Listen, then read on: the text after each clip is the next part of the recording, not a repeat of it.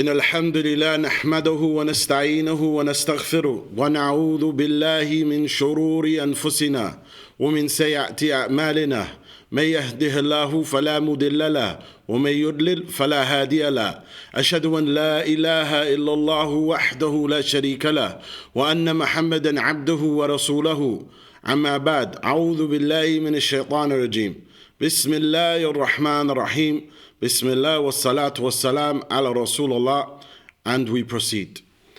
Alhamdulillah, what we're starting today is an introduction, and hopefully quite comprehensively, an introduction to the dawah, the situation of dawah, and all that it pertains to inviting to Allah subhanahu wa ta'ala. We want to make sure that we as individuals are trained and doing things in the proper and appropriate way. Not only how to prove Islam to someone, because indeed you can provide proofs. You can take the proverbial horse to the water, but you can't make them drink. The only type of direction, of guidance that we can offer is that of pointing in the right way, irshad, not inability, which is tawfiq. So here, without that, we have to then look first, and we'll be going through a series of steps. What is it first that we need to look at? Before someone starts in dawah, the thing that we have to look at is our intention, our soul, our relationship with Allah, tazkiyah. Without tazkiyah, without purification of the self as well, then one's call can be vacuous. One's call may not hit people's minds and hearts. And so this is very important, it's critical, that the person firstly is dedicating it to Allah. That is crucial, that's in ikhlas. But not only that,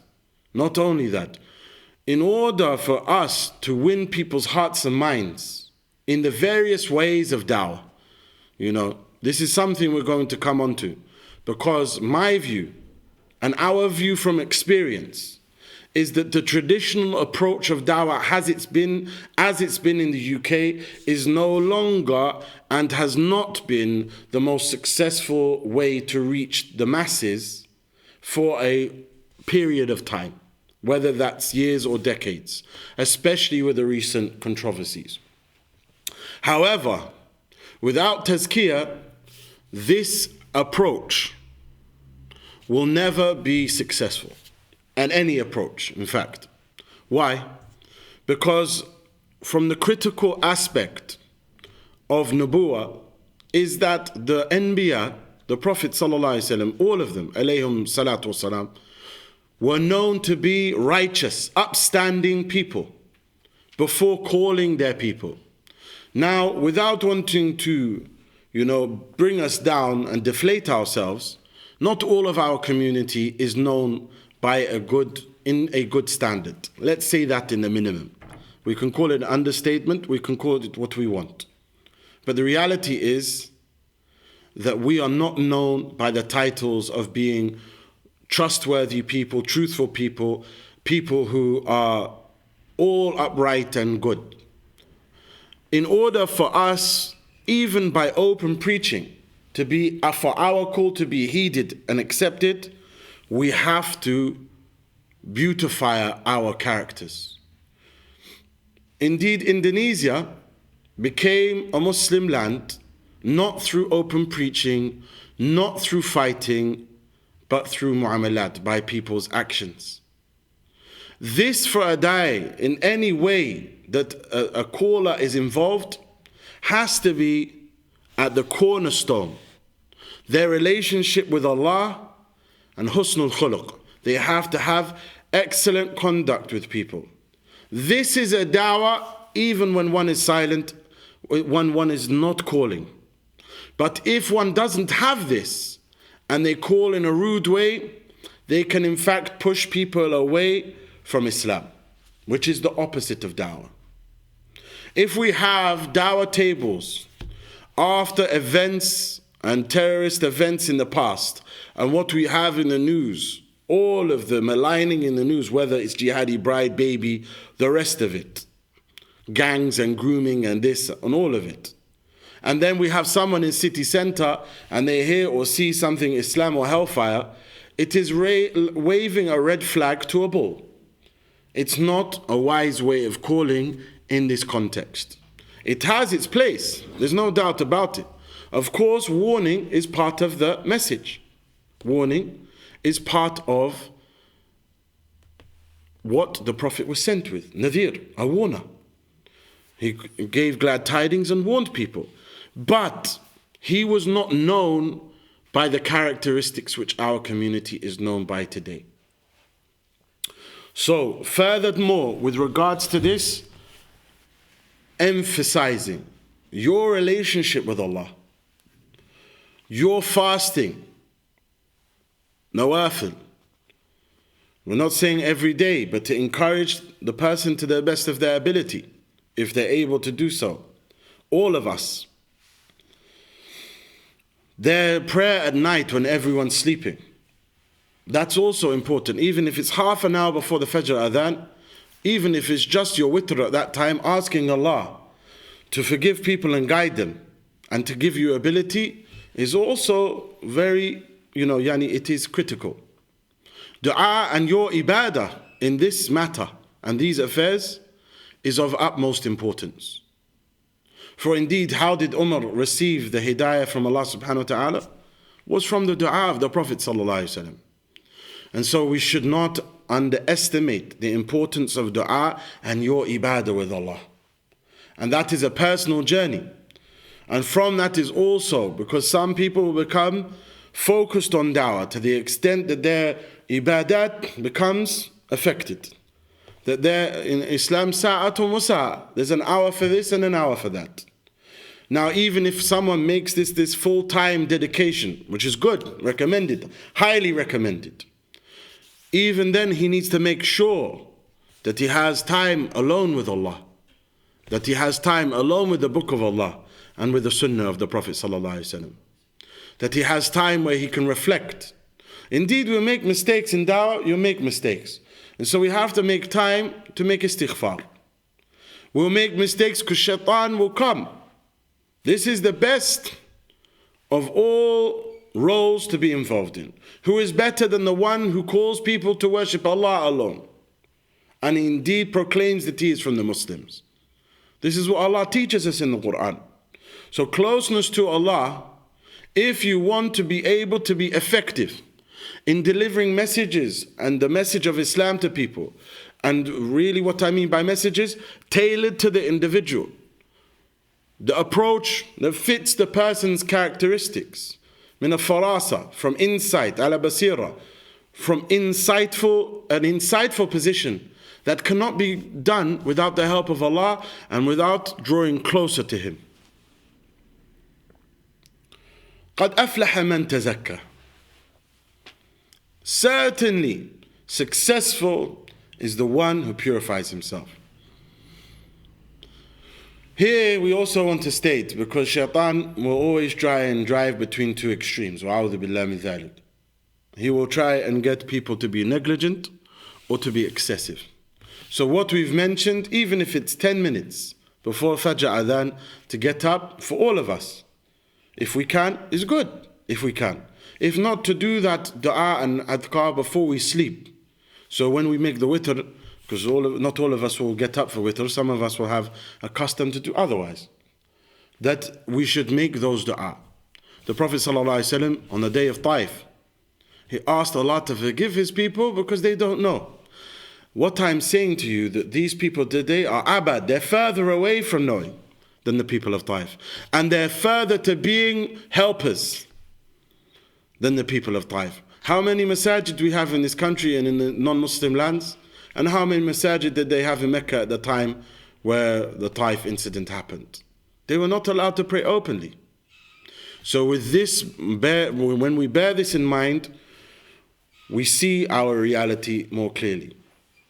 And so what I'm trying to get at here, what are the two extremes? Negligence and extremity. So no one should have this understanding, I need to pray all night, fast every day. No.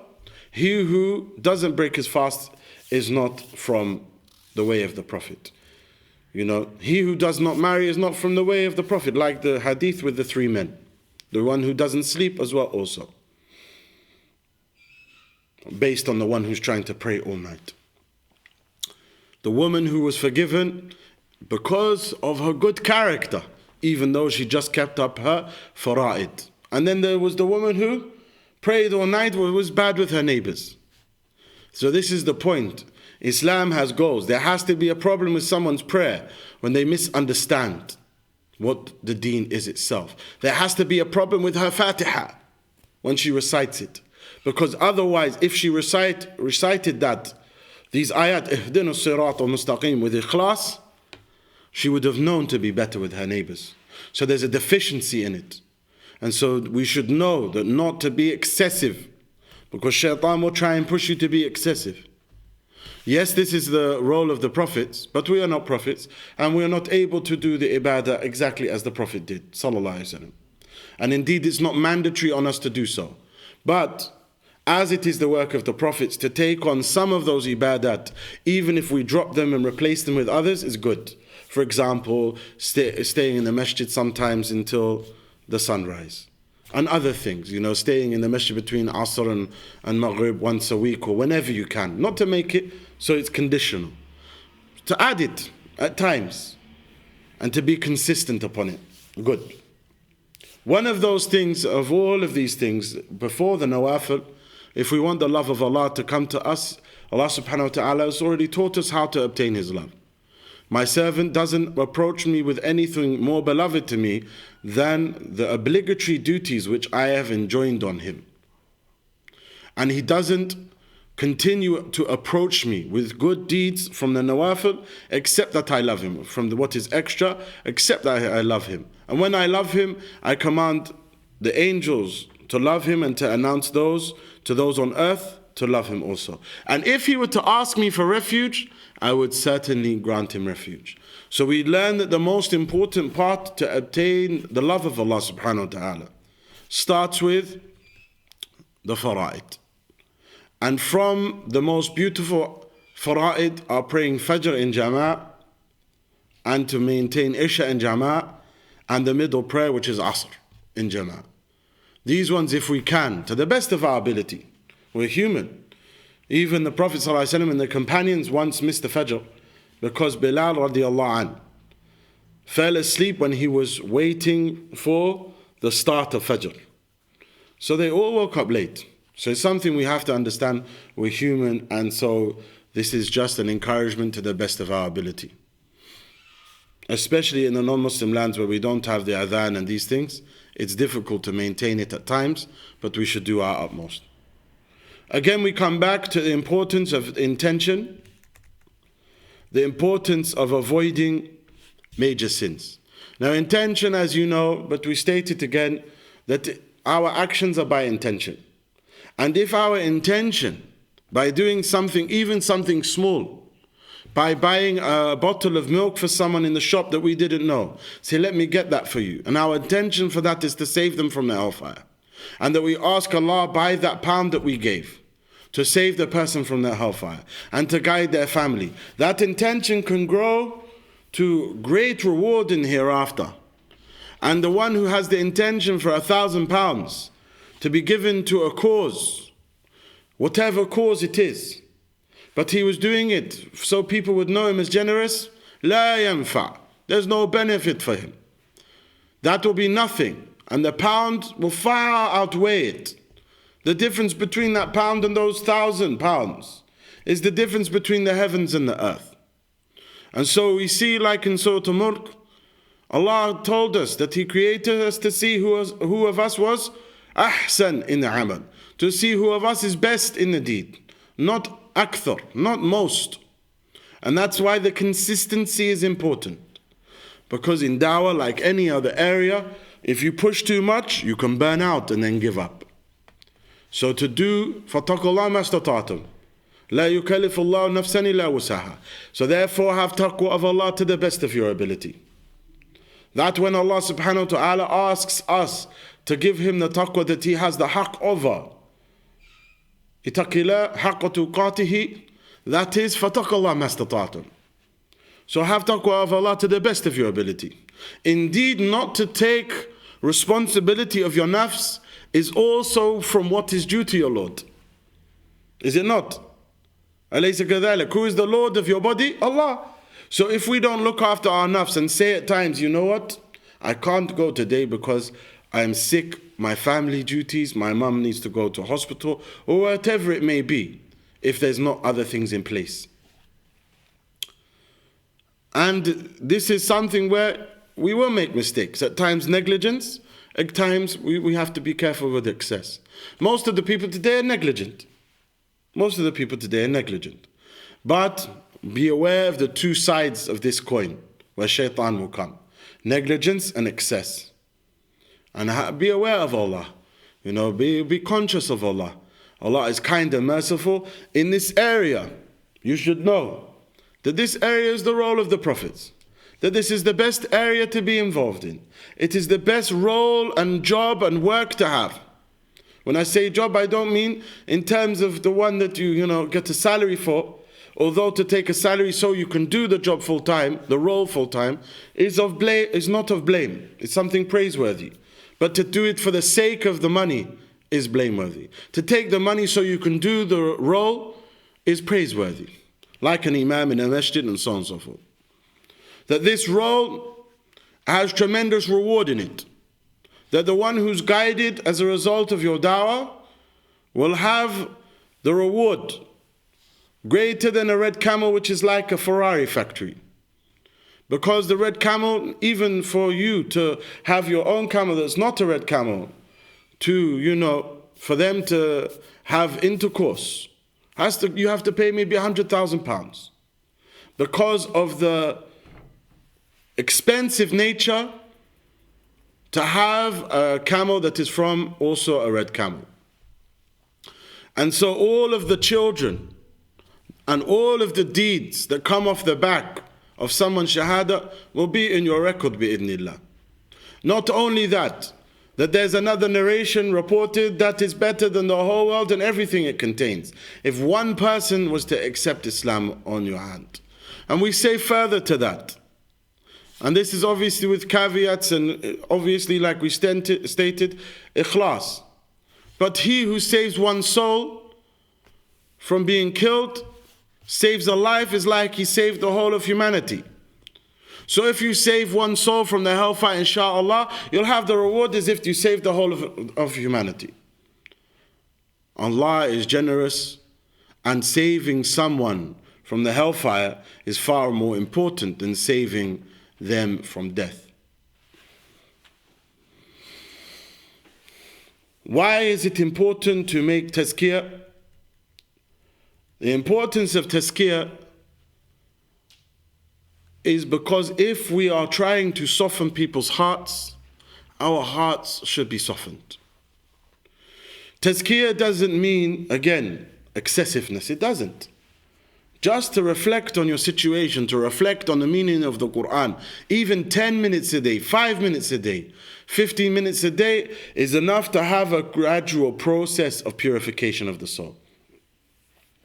To increase in what when we know to be deficient in ourselves of what is obligatory upon us. Whether that's Fajr in Jama'ah or whatever it is that it may be. And the importance with that of leaving sins. Ones that we know that we should leave them. Because once that is the case, the heart can become softer.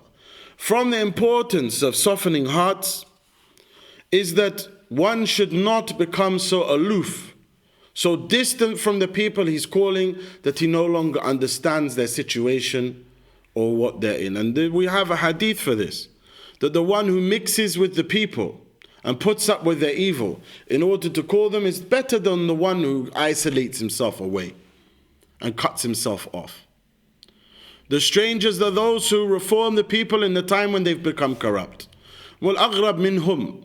More strange than them is the one who focuses on calling non-Muslims in a time with all the lies and the propaganda against Islam, when the ummah today, the vast majority of them, do not pay much mind to this area at all. Once the heart is softer, a compassionate heart will want to save a soul. Good. Compassion, if you're not merciful to those on the earth, why would the one above the heavens be merciful to you? And if you're merciful to them, why would Allah not be merciful to you? Important to state it as well.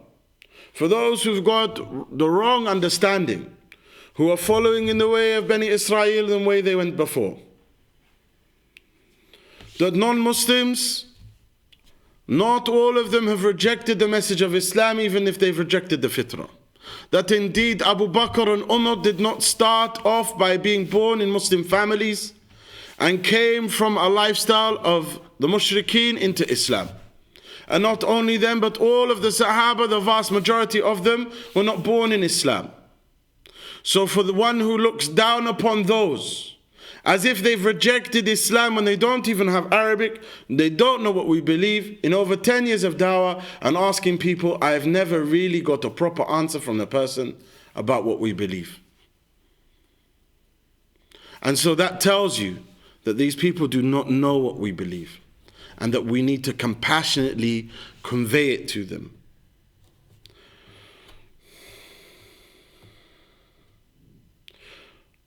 Even with that, we are shown in the Quran how to call people with compassion.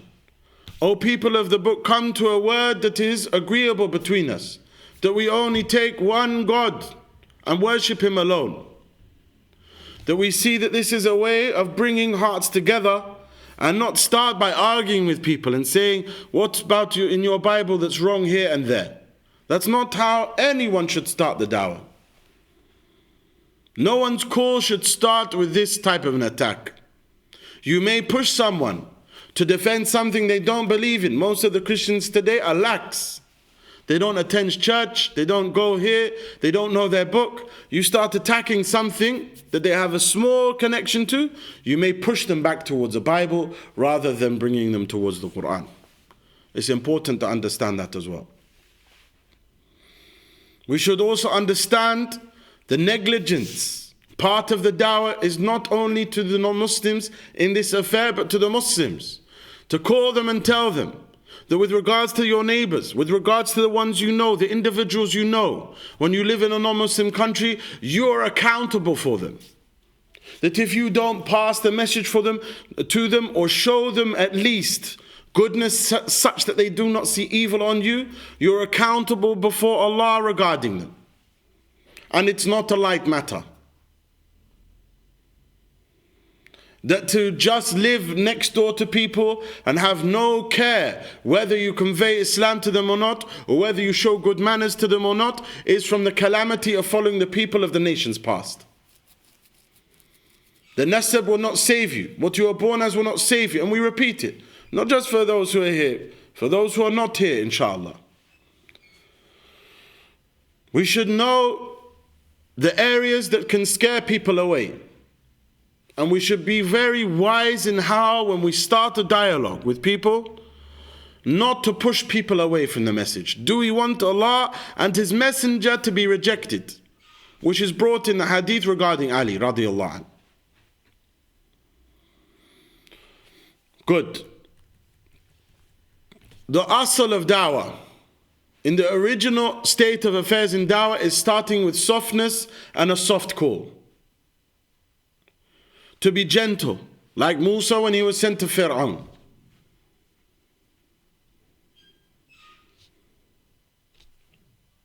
That means that when we are talking with people, we have to be very careful, because these people are not Fir'aun. So we have to be more gentle with them than Musa alayhi salatu wasalam was with Fir'aun. Is that not the case?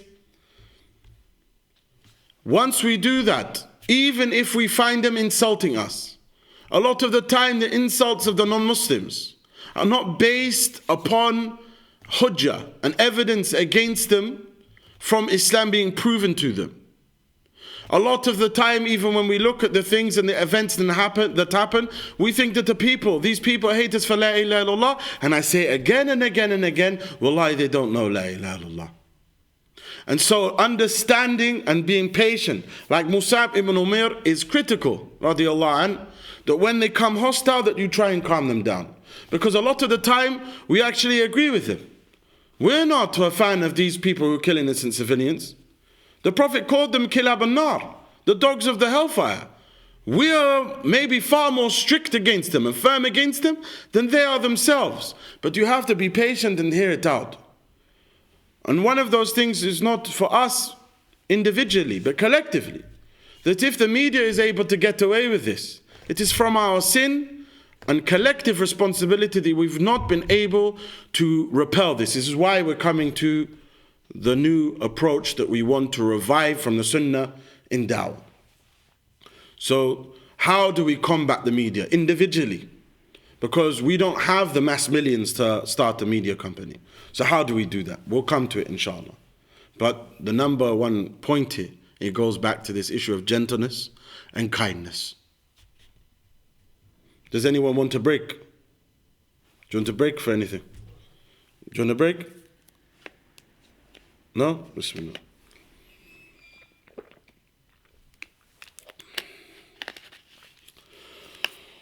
Again, we come after, with regards to the point of kindness, that the Prophet ﷺ was known as Sadiq al-Amin, the truthful, the one who was trustworthy. In order for us to build a good picture in the mind and to convey what a Muslim really should be about, and what Islam is really about with an individual, we have to try and soften their heart.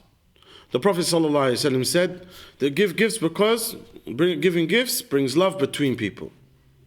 When a people are taught to hate us, there's nothing better than giving to them. And it's from the Sunnah. The Prophet ﷺ gave, and that is dawah. Zakat to soften the hearts, malafat al-qulub, is dawah as well. You see, dawah is not only preaching. This is what we're trying to convey. Indonesia, the dawah that went there was not through open preaching and scolding people. If a people are soft to you, then why would you be harsh with them? And if your people are harsh with you because they don't know what your position is about Islam and the situations that they may be referring to, there's no point in responding to their hostility with hostility. We should understand from empathy where they're coming from, why they have these feelings, why they have these notions. And a lot of them are justified, not against Islam, but there are some issues that come from people with Muslim names that may make them feel like this. And obviously the media takes its fair share of the blame as well. But it's weakness to always blame the enemy, when in reality we are the ones who are letting the enemy come over us.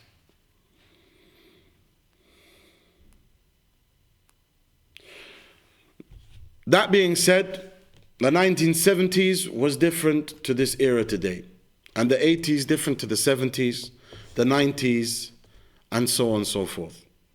That since the recent calamities that have happened with groups and events, that type of open style of preaching is no longer in the same vein the best approach, in our view.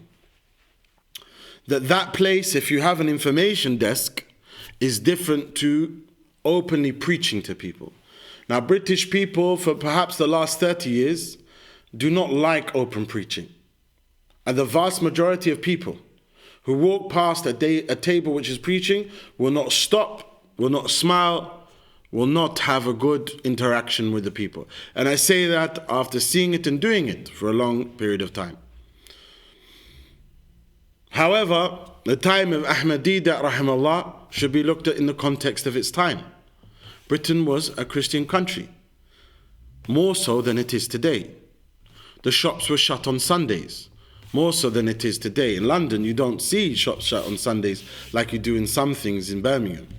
But back then, when I was growing up in Wales, you wanted to go to the supermarket on a Sunday, it's closed. You couldn't. So that's the thing, that was a different era. So his approach in that era and where he did it and how he did it, a lot of it was very good, and he was a pioneer in this area. Likewise with the likes of Abdurrahim Green, when he was doing that in the Speaker's Corner, and his various approach and then changed approaches was suitable for its time. But in this time today, the sunnah that needs reviving, as we're putting it, is that of giving the zakah to soften the hearts before we start in a dialogue with people. If they come to us, we're going to go through the rest of it, how we deal with them when they come to us, inshallah. The dawah started in this country before Ahmed Deedat, rahimallah, before Abdurrahim Green, before the others like Hamza Stosses. It started with Abdullah Quilliam in Liverpool. And there were other masajid in Woking and near Cardiff as well. The dawah started a long time ago. And Abdullah Quilliam used to give to the community. And that was part of his call. And there was a success in his call. That the masjid was run largely by reverts in Liverpool in that time, which is over 100 years ago.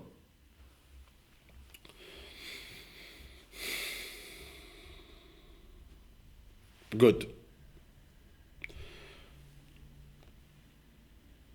Before we go into the go-rap approach, what we're going to go through is our approach that we do with our Peace Cafe. Now, we call it the Peace Cafe. We started with a traditional banner with tea and coffee, and we would just offer tea and coffee to anyone who come past. Then we separated and had a tent for the tea and coffee, as Mustafa knows, and we had the table separate to it. Then after that, we decided to change the banner and to go for this approach fully. We found a great success when we had the free tea banners, even with the other banner. But we found that most of the people would go for the tea and not to the traditional table. But we found that by giving tea to people, the type of people who usually walk past me even scoldingly, and not looking with a positive way, would stop and even take a Quran. The people have taken shahada with us off the back of offering them a cup of tea. And we'll go into how to offer people to accept Islam, inshallah. So what is our approach? Now in the summer is different to the winter. We try inshallah to set up with a tent, so that we have this table, tea, coffee. In the winter, scarves, gloves, hats, socks, that we give to people, whether they're homeless or not. It's for everyone. And we give the tea and the coffee, cooked food, pastries, whether people want to stop for conversation about Islam or not. And when they do, we offer them a leaflet which is very similar to what's on the banner. You know, you're not a true believer until you love for humanity what you love for yourself. And on the back, is it not in the remembrance of Allah that hearts find rest? And, oh, people of the book, come to a common word, or a common agreeable term between us. So this way, we don't try and push a dialogue with people generally, unless we see that there can be a dialogue to be had in a way which is not pushed upon people.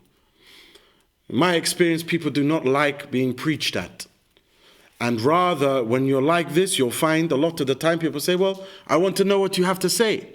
Why are you doing this? So when they say, it's great what you're doing, say, this is what Islam teaches. There's your dawah. That's the preach there. Then you say, this is Islam. They say, why are you doing this? This is Islam.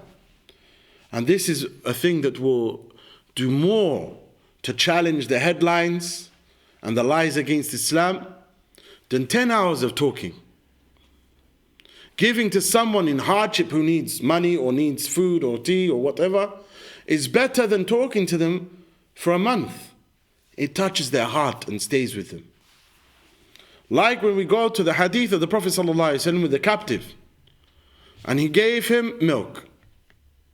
And the Prophet ﷺ asked him, what do you think of me? You're good, and if you free me, it will be good for you. The Prophet gave him milk again. And the man drank a lot of milk. And he asked him again, sallallahu alayhi wa sallam, what do you think of me? You're good, and if you were to free me, it would be good for you. This would continue until the Prophet ﷺ freed him. When the Prophet freed him, the man went away mid-ghusl, came back and took his shahada. The Prophet ﷺ offered him milk, and now he drank less, because the one who accepts Islam, the believer, is content with less rather than the one who rejects Islam. The man then said, this man, Muhammad ﷺ, used to be the one who was most hated to me, but then he became the one out of all people, the most beloved to me. And we asked the question, what was it from? Preaching? It was from milk, ya akhwan. Brothers and sisters, this was from milk. It's something we can give. It's something not about how much of the Quran you've memorized or how you can, interlock with someone like a debate war, like it's a wrestling match. No. Your goal is to save a soul, not win a battle of minds, intellectual wrestling. Why should people focus on that? The goal should be saving people. Sometimes it's better to lose a battle that means that you win a war than that you win a battle means that you lose the war. What does that mean? For example, someone insults you as an individual. As a result, you defend yourself. But as a result of that, they throw the literature away which you gave them, a copy of the Quran. Your goal was to save the person from the hellfire. Your dialogue has pushed them further away. So we should be in our minds like those from other ideologies. They say the battle for hearts and minds. We say the same. It's a lot easier to focus on the heart and to speak and to reach a mind which heart has been softened than it is to reach a heart through the mind. Is that not the truth? I'll say it again. Intellectual probing, exercise and dialogue doesn't necessarily bring the heart to you or to what you're calling them to. But gifts and good character, asking them how they are, being a good role model, good human being, compassionate like the Sunnah, it wins their heart, and then their mind is already won over because their heart is convinced. Sadaqah is a proof. It's a proof of your belief, and to them it's a proof of the truth of this deen.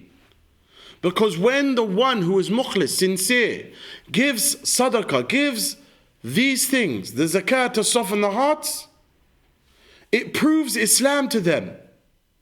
Because the truth is known by Allah. By Allah, the truth comes to them that this has to be the truth. The reality dawns on them that this affair must be true. Why is it he's always giving? Why is it that the news says something else? Minimum, it starts them to think more. Because we obviously follow up this with a type of call, with an explanation minimum of what Islam is, or offering something like Chapter Mary, which we've put together and printed, and in the back we have, other proofs of Islam, the name of the Prophet ﷺ in the Torah, and also the reality of Hadith Jibreel today. We give these things. And when you give out leaflets without giving out tea and coffee, you find a lot more leaflets on the floor. People don't like being pushed these things. It's like pizza flyers when you're in the city center and they've given you a flyer, you take it and then you see what it is, people throw it. Now that is a calamity if they do it about Islam, for them and for us, because our goal is to try and call them to Islam. But when someone takes a tea from you, they're far more likely to take what you're offering them as well.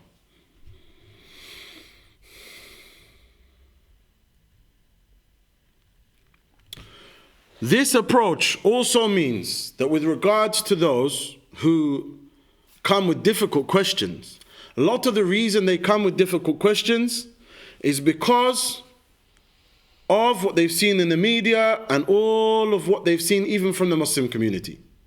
So when they see you trying to call openly to Islam, they become enraged and they say, now, this is the time. I want to have a conflict with them now, a dialogue, debate. However, when they see something giving them, it's like already softening their heart. It's like an apology that's unspoken. Here you go. And it softens them towards you.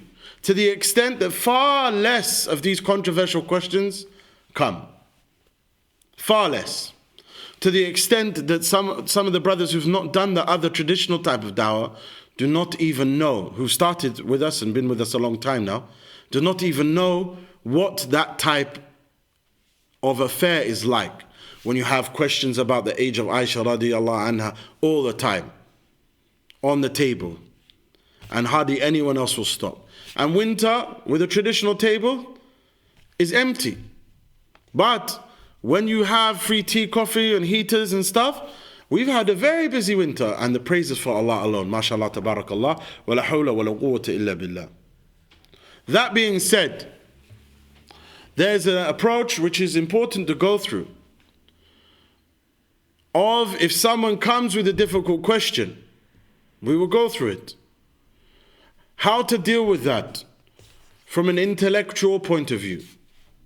So someone comes with a question about inheritance or whatever else it is. For a lot of the time, according to this approach, and there's truth in it, but it's not the only approach, and that's what we want to make clear now. And it's not always the right approach as well.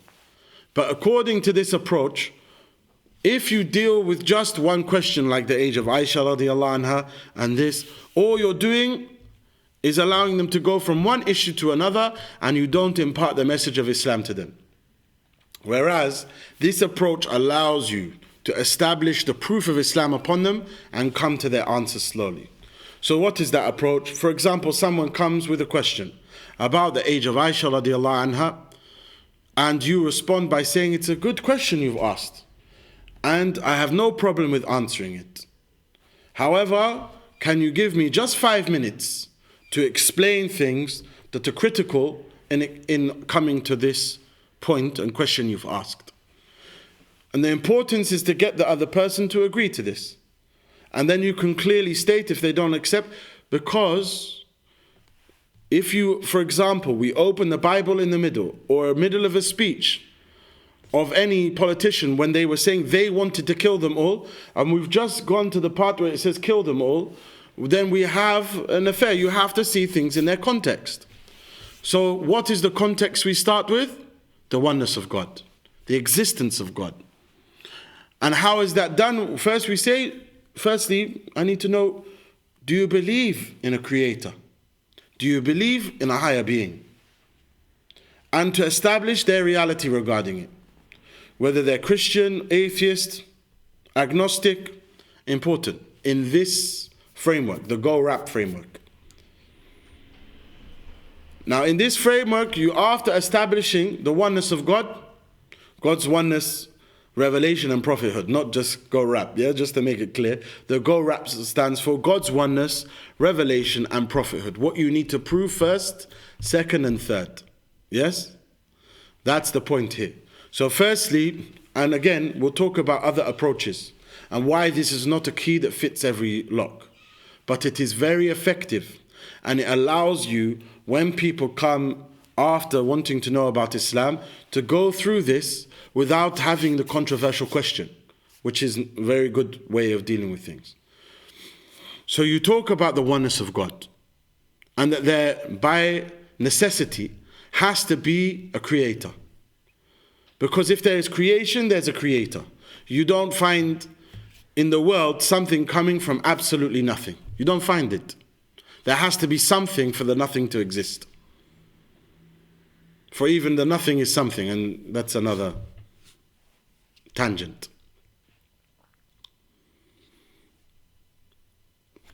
If there is a Big Bang, as people call it, if there's a cause of the universe, then there has to be a causa. And so this is something that necessitates the existence of Allah subhanahu wa ta'ala.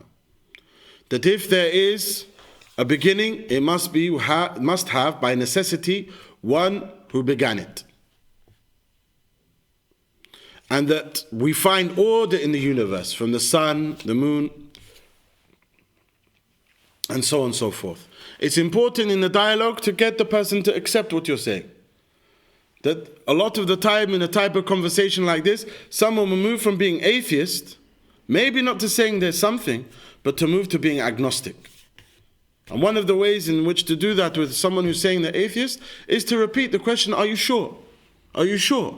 Because as soon as he says, I'm not sure, he's become an agnostic. He's left atheism. Agnosticism is to say that you're not sure, that you don't know, that you're still looking. And we had a situation like this where, small conversation, the woman went from saying she was atheist, then agnostic, to saying there must be something. There is. She affirmed a belief in a higher being, Allah subhanahu wa ta'ala. And we'll talk again why this is not always the best approach, but it is indeed a meritable approach, a good approach. It's good to know its mechanism because you can apply it. So someone comes to you with a difficult question, you say, allow me to give the background, and you can explain, like you said, like taking a quote of Theresa May out of context, like she did with Brother Zakir Naik, by the way. He said that Muslims should all be X. I'm not going to say it here because then the same problem will come. But if we say, quote from her speech where she said, they said they should all be killed, and she says they should all be killed as a result of the quote, we have to look at the context. So there's one God. For example, any type of the hudud, any type of the punishment and so on and so forth. Again, some of you are looking at me, well, one in particular, because most of the time, with the type of approach of giving, you don't get these questions. Whereas when you do the traditional type of dawah, you get these questions. So taban, we move forward with this. After you go through the necessity of having a creator. And one of the great examples that Abdurrahim Green gives, Allah bless him, protect him, and forgive him and help him, is that of the mobile phone. That you don't say that, in the middle of the desert, the camel trod over the sand, the wind blew, the rain fell, the sun shone, and then a Bedouin just picks up the phone and says, hello, ma'am. Yeah? He said, it's illogical. Do you agree? Well, you are more complicated than the phone. The brain is of more intellect than the phone. Your brain is a computer. So who is the one that made you? It's not logical to think with the design of the ear, in the way that the top part of it is designed in order to catch the higher frequencies, with the bottom of it, the bass. Your eye, which is far better than any camera. Your respiratory system. You have systems in place. It's like saying the electricity system within the building, no one made it, it just came. One day there was a bomber in the Second World War, and it just put all these cables in the right place. And now I can just push the kettle, and here you go, here's your cup of tea. And the kettle was made from it as well. Illogical. Once you've shown it to be illogical to someone, they say, you know what, you're right. Now, with regards to, elite scientists and people who are very much specialists in this area, this is not a conversation regarding them. Because in reality, there are people who focus on them. Most of the people are not like that. If you come across someone like that, there are other ways of dealing with them. And we'll come to that now, inshallah. So after we go through the oneness of God, we say that if there's the Most High, anyone, and obviously we affirm that, but in terms of a rhetorical conversation, once we affirm that there is a creator, if everyone says we can worship God however we see fit, you see the need for revelation. For in the past, some people would even kill children for their idols in different lands, like some of the magicians do in the world today, or in some of the pagan religions, the mushrik religions of South America and other places. And Britain's not free of some of that. Okay? So if you have all of this, he says, well, my idea of worshipping God is by banging myself with a hammer or hitting other people with a hammer. Yes? Like some people say. Like George Bush said that God told him to do it. Go to war in Iraq. You understand? If that was his idea of worshipping God, we have to have revelation.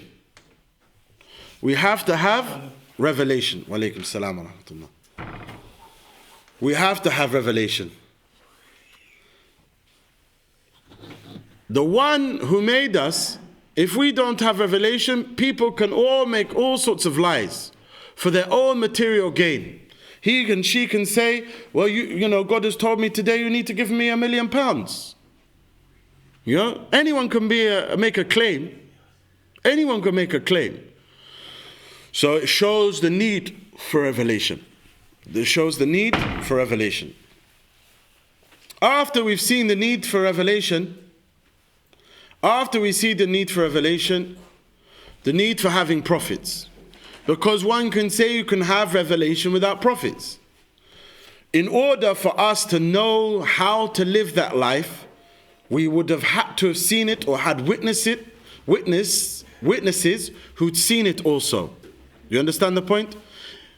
In order to know how to pray, if an angel came, well, 5 years later, someone else can make a claim they'd seen an angel.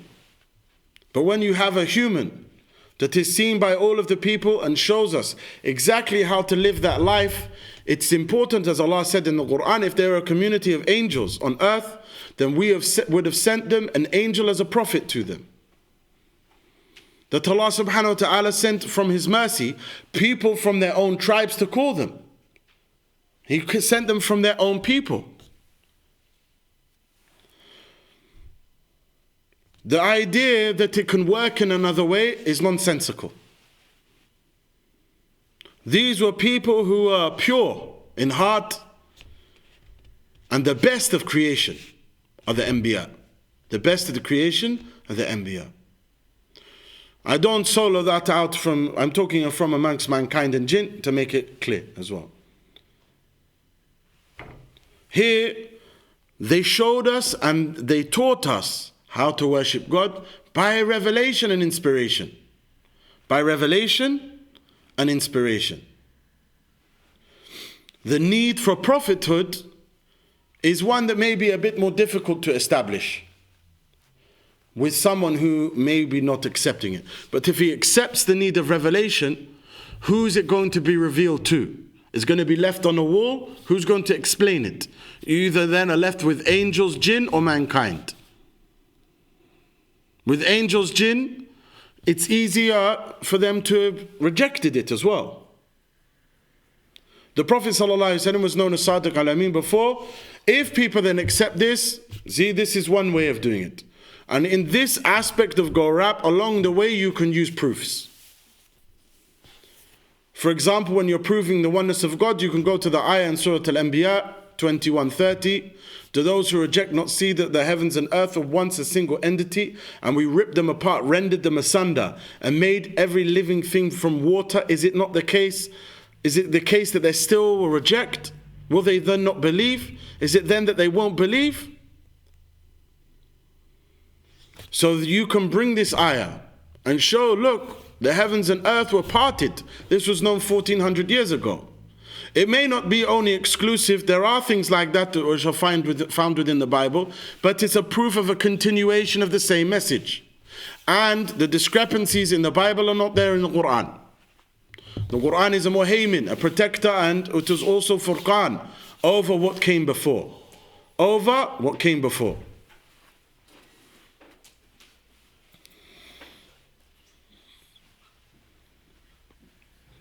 So with regards to that, there are other ayat that can be brought with this approach. I didn't want to labor the approach too much, but you can bring evidences. And I'm going to ask you, guys, what is a way that you can prove the Quran or Islam to someone? What is a proof that you can use? What is a proof that you can use? Some of the cited theories. Okay. So, for example, the barrier between seas, the preservation of the body of Pharaoh, the mountains being pegs on the earth, stopping it from shaking, fingerprint. Yeah, the fact that we can create him even his very fingerprint or very finger or fingers. There are many others as well. But with an atheist, and why this approach doesn't always work, is that in order to establish Islam as being true to someone in a short conversation is not always easy. And to go over these concepts, when you've got someone with a burning question about the age of Aisha or the Had or this, sometimes the people in that traditional approach will not have the patience to listen. So like when we had the atheist who came, she was an atheist sister. And she came, she said to an atheist, we gave her tea or coffee, whatever it was, with her 2 children. And we went and we played the recitation from the Torah where the Prophet's name is mentioned. And we showed her the Hadith Jibreel as we explain it in the back of the Chapter Mary booklet. After less than 5 minutes, I think, I asked her the question, do you now believe? She said yes. Now the reason I used Hadith Jibreel with regards to atheists is I once went through all of the science and stuff when I was in London with an atheist. And the guy was laughing at me. Literally. Not that I have a problem, with the veracity of what I was saying, but it wasn't affecting him. I mentioned Hadith Jibreel. The man overcame with shock. He became overcome with a shock. You could see on his face that as if he had seen a flood coming towards him. That he realized that this now has to be true. And the laughter stopped. And so this is one other way, obviously, because the reality of this hadith is evident today. The tallest buildings in the world are there today in Arabia. And it's a common practice between the people today that they make buildings taller and taller. So to go over that again, Hadith Jibreel is very effective as a method of dawah towards the atheist. And the Christian as well. You see, these ayat and evidences can be used also for the Christian as well. And with regards to the go-rap approach, it teaches you some very good mechanisms for dealing with questions. But it doesn't fit with the approach of the cafe or giving zakah approach, because generally people don't come to you with any difficult questions like this. So when you start the dialogue, you can say, why do you do this? They ask. Because this is Islam. Islam says that there's only one God. You can give the description. And then they say they're atheists or whatever it is, and you start a dialogue. A lot of people, after all that's gone on today, will not accept Islam just from 1 minute conversation. We have to build up a relationship where they trust us, know us, love us as a people, and then they see it for themselves. 10 years ago, you could have a quick conversation with someone as a revert to say, look, I'm a revert. Why is it that I've become Muslim? It's because of this. And some people then would accept the religion. But after all that's gone on, it's become more difficult for people to have that. And I don't think that's the approach we should be pushing as the first and foremost approach.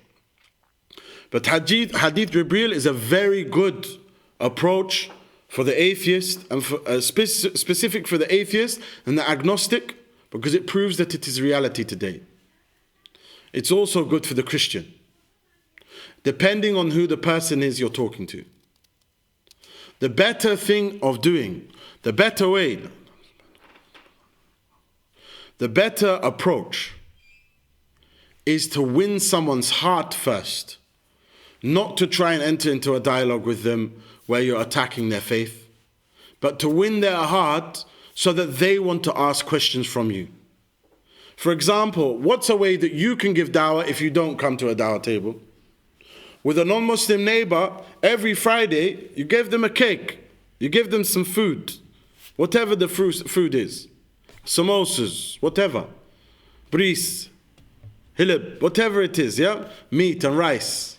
Biryani, milk, whatever it is. Then after the third one, you give him something extra and you put a leaflet with it. This person, you're more likely to read it because you've been giving the stuff without any leaflet. Then the next week, give him something without the leaflet and try and open a dialogue. As we said, one of the uncles did it here in Ramadan. He wasn't even talking to his neighbor. And at the end of Ramadan, she gave him a Happy Eid leaflet, a card. Which means now there's a dialogue between them. What do you believe? Why is it, that's the point. Remember when the Prophet ﷺ gave away all of what could be seen on the horizon from camels and so on and so forth? The man went back to his tribe and said, accept this religion. Accept Islam. For this man, Muhammad ﷺ gives as if he doesn't fear poverty. This aspect of giving, so the people think that this guy doesn't even care why he's giving to me. Why he's always giving. This is a proof for them. You see, the man went back and told his whole tribe. He didn't say accept it to him because of, the number 19 or this, that, the other. You understand? He went because of the giving.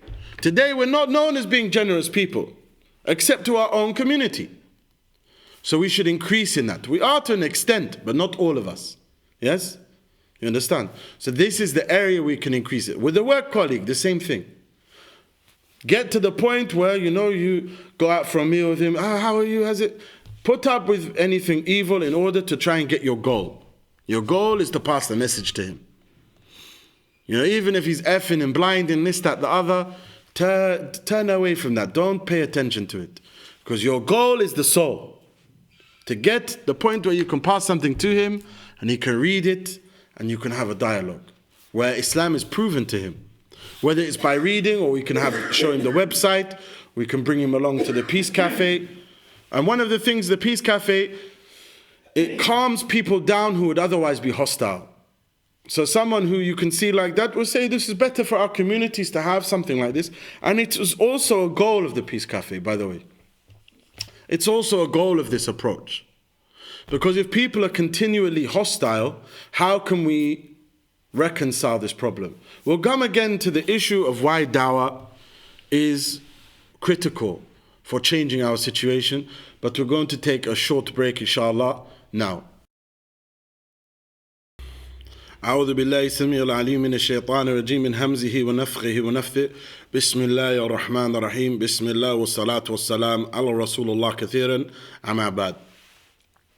We continue, and quickly we're going to do a recap. We talk firstly, the one who is getting involved in calling the people, even on what is obligatory on every Muslim, وَتَوَصَّوْا بِالْحَقِّ وَتَوَصَّوْا بِالصَّبْرِ. When you have non-Muslims as your neighbors, your colleagues, your friends, whatever, your schoolmates, classmates, calling them is our duty. From the keys to that is your relationship with Allah subhanahu wa ta'ala. Your relationship with the masjid, the salawat of Fajr and Isha in the masjid, and Asr, inshallah, in Jama'ah, are also from what is critical. For the love of Allah depends on you doing what is obligatory and then following that up with extra deeds. To look at your fasting and your dua in the last third of the night. Those are the things that will increase your effectiveness in da'wah and your call being answered. The importance of dua in da'wah cannot be understated. Asking Allah to forgive the person that you're calling and to guide them is also from the Sunnah, and it's also something, this is critical, to make the adab in the way that you ask Allah, by praising Him first, sending the salawat upon the Prophet ﷺ, and then asking Allah to guide the person or to guide the people. The importance of being a kind person rather than just excessive ibadat, to have a good character with the people, to be friendly, to be smiling, to be compassionate, to be caring is critical. We talked about the history of dawah to some extent in the UK and the other approaches, or one other approach which has merits and has its place. But we also talked why, when we have the approach of the Peace Cafe and the similar related approaches regarding zakah, that it's not necessary to have that whole approach. Not all people are the same, and this is why, just one methodology doesn't always work. The same with using with atheists all the time, Hadith Jibreel, all the time the same thing. That will not work for every individual.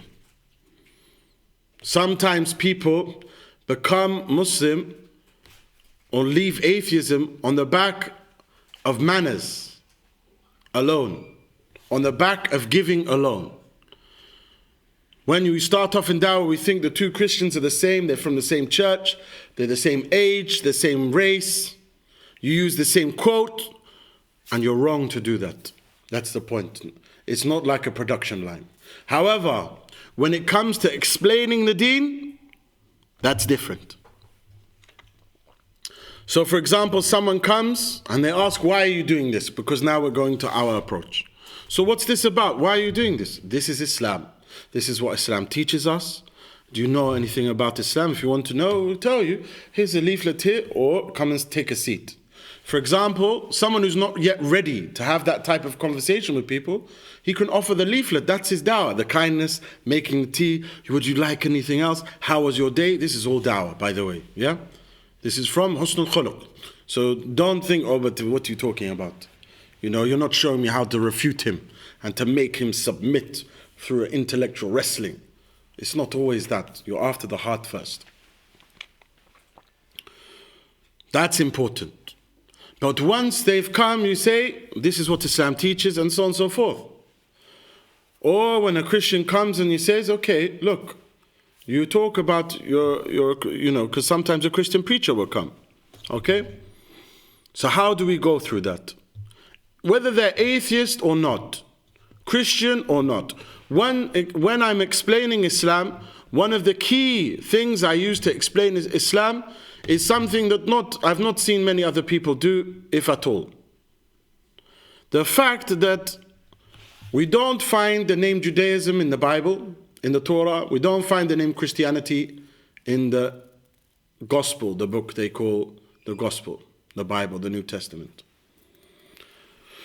However, what I ask the people, do you believe in one God? If they accept, yes. I say, do you believe in prophets? Yes.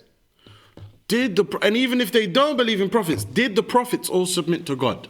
The ones you know about, were they submissive to God? Yes. Were all of them Jewish? Was Noah a Jew? We show that he wasn't from the Jewish tribes. So what was the name of his faith? Did he submit to God? They say, yes, he submitted to God. That's where you got them already, you see. You've got them to accept the word Muslim and Islam here. When they say, yes, they submitted to God. They were devoted to God. Then you say, good, that's interesting, because the word Muslim in Arabic is the word to mean one who surrenders, submits, devotes themselves to God Almighty. And Islam is the way of submission. This is a logical, powerful argument, because all of the prophets taught the same thing, yet not all of them were Christian and not all of them were Jewish. أليس كذلك? Is that not the case? So once you've given this, you've given them an answer for a gap that they have in their thinking and their rationale. It doesn't have a rebuttal, a good one, by the way. It doesn't. Do you understand? What's the rebuttal they can give? All of them are from Bani Israel. Well, we say in our narrative, Adam was a prophet. If you want to skip the rest of it, but we go to Noah, the Jews, the rabbis say that Noah wasn't a Jew. Only a few of the rabbis in recent times said Abraham is. But Abraham is also a father of the Arabs. But the Jews themselves categorically do not state that Noah was a Jew. He was not a Jew. He was not a Jew. Jew means from the tribes of Judah. Often I say all of the other faiths are named after places and people. Christianity a man, Buddha a man, Judaism a tribe, Hinduism a land, Hind, the land of Hind, India. Islam, named after submission to the Almighty alone. So this is something to introduce to them. You say, did all prophets submit to God? Did they all devote themselves to God? Say, yes, that's you got them there. You've already, and I'm not saying to them you've got them in a way like, but you've got something with them there. They've accepted the meaning of the word Muslim and Islam already here. They accepted it. That was their faith. That is the faith of the Anbiya. To then go into some proofs, it's important, especially with our approach, we don't try and always push for a shahada on the day. Whereas in the past, with the go rap approach, that is something that would always be offered. We don't always do that. Sometimes we are building it. If not with us, with another brother who can explain the religion, or the deen. But our approach is to build relationships with people, such that they come back And alhamdulillah, after people even taken shahada with us, they come back. When you do the other type of dawah in London, you very rarely see the person again after they take shahada. Alhamdulillah, we'll come to that later, but already we have One Piece Cafe set up in London, and we have plans to set them up in every city, and more than one in every city.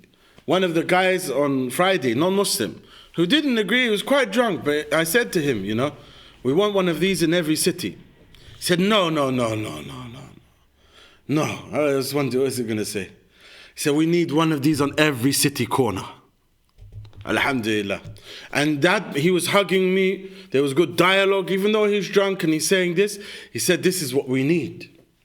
And so this softens the heart, even if they're not reading about Islam yet. Alhamdulillah. We've already gone through the aspects pertaining to softening the heart with giving. And that one, the more you give, the better it is. And a lot of the time, even when people reject you a tea, sometimes they say this is for people who need it. And them rejecting the tea may be a reason for their hidayah. Yet if you are offering them a leaflet which is about Allah, that can be a reason that Allah sends them astray. It can be sinful for them. You understand the point? So this way is safer for us and for them. And Allah knows best. How do we know when to ask people to accept the faith? When do we do that? Before we do that, one of the key aspects to that is calming people down, as in the hadith.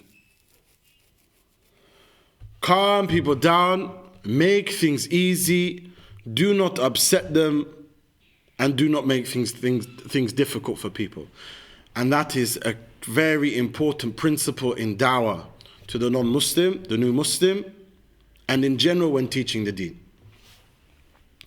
We had more than one person, who had alcohol problem. And Brother Mustafa spoke to him. And he came back, and I had a dialogue with him. And I said to him, look, this one is not the most important thing now.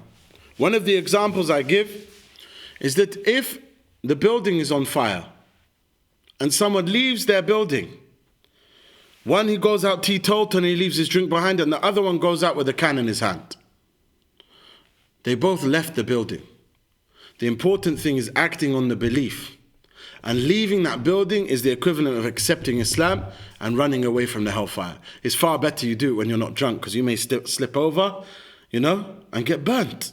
But it's better that you've gone in the first place than stay in your house and be teetotal. And so we say as well, this situation, Islam forbade alcohol much later. So you calm them down, say, look, don't worry about that for now. His solution is in the salah. You can say to him, I'm telling you, you can drink as a Muslim until you die. Then after 6 months, he's been praying, he says, Akhi, come on, it's time. Let's try and do something about this alcohol. He said, I could drink till I die. I said, I meant water, I meant water. You can drink the water. The point is to calm him down so that he accepts the faith. Once he's accepted and embraced Islam, when he puts his head into sujood, in salah, he will leave the alcohol. It's very difficult to leave it without salah. And we've seen it. We've seen that with the people who make sajda. We've had someone who took shahada after making sajda with us at the Peace Cafe. And this is important. Not only this, we even had a case when someone, from a particular background that I'm not going to mention now, accepted the faith. The important thing, their sins, they may take time to leave them.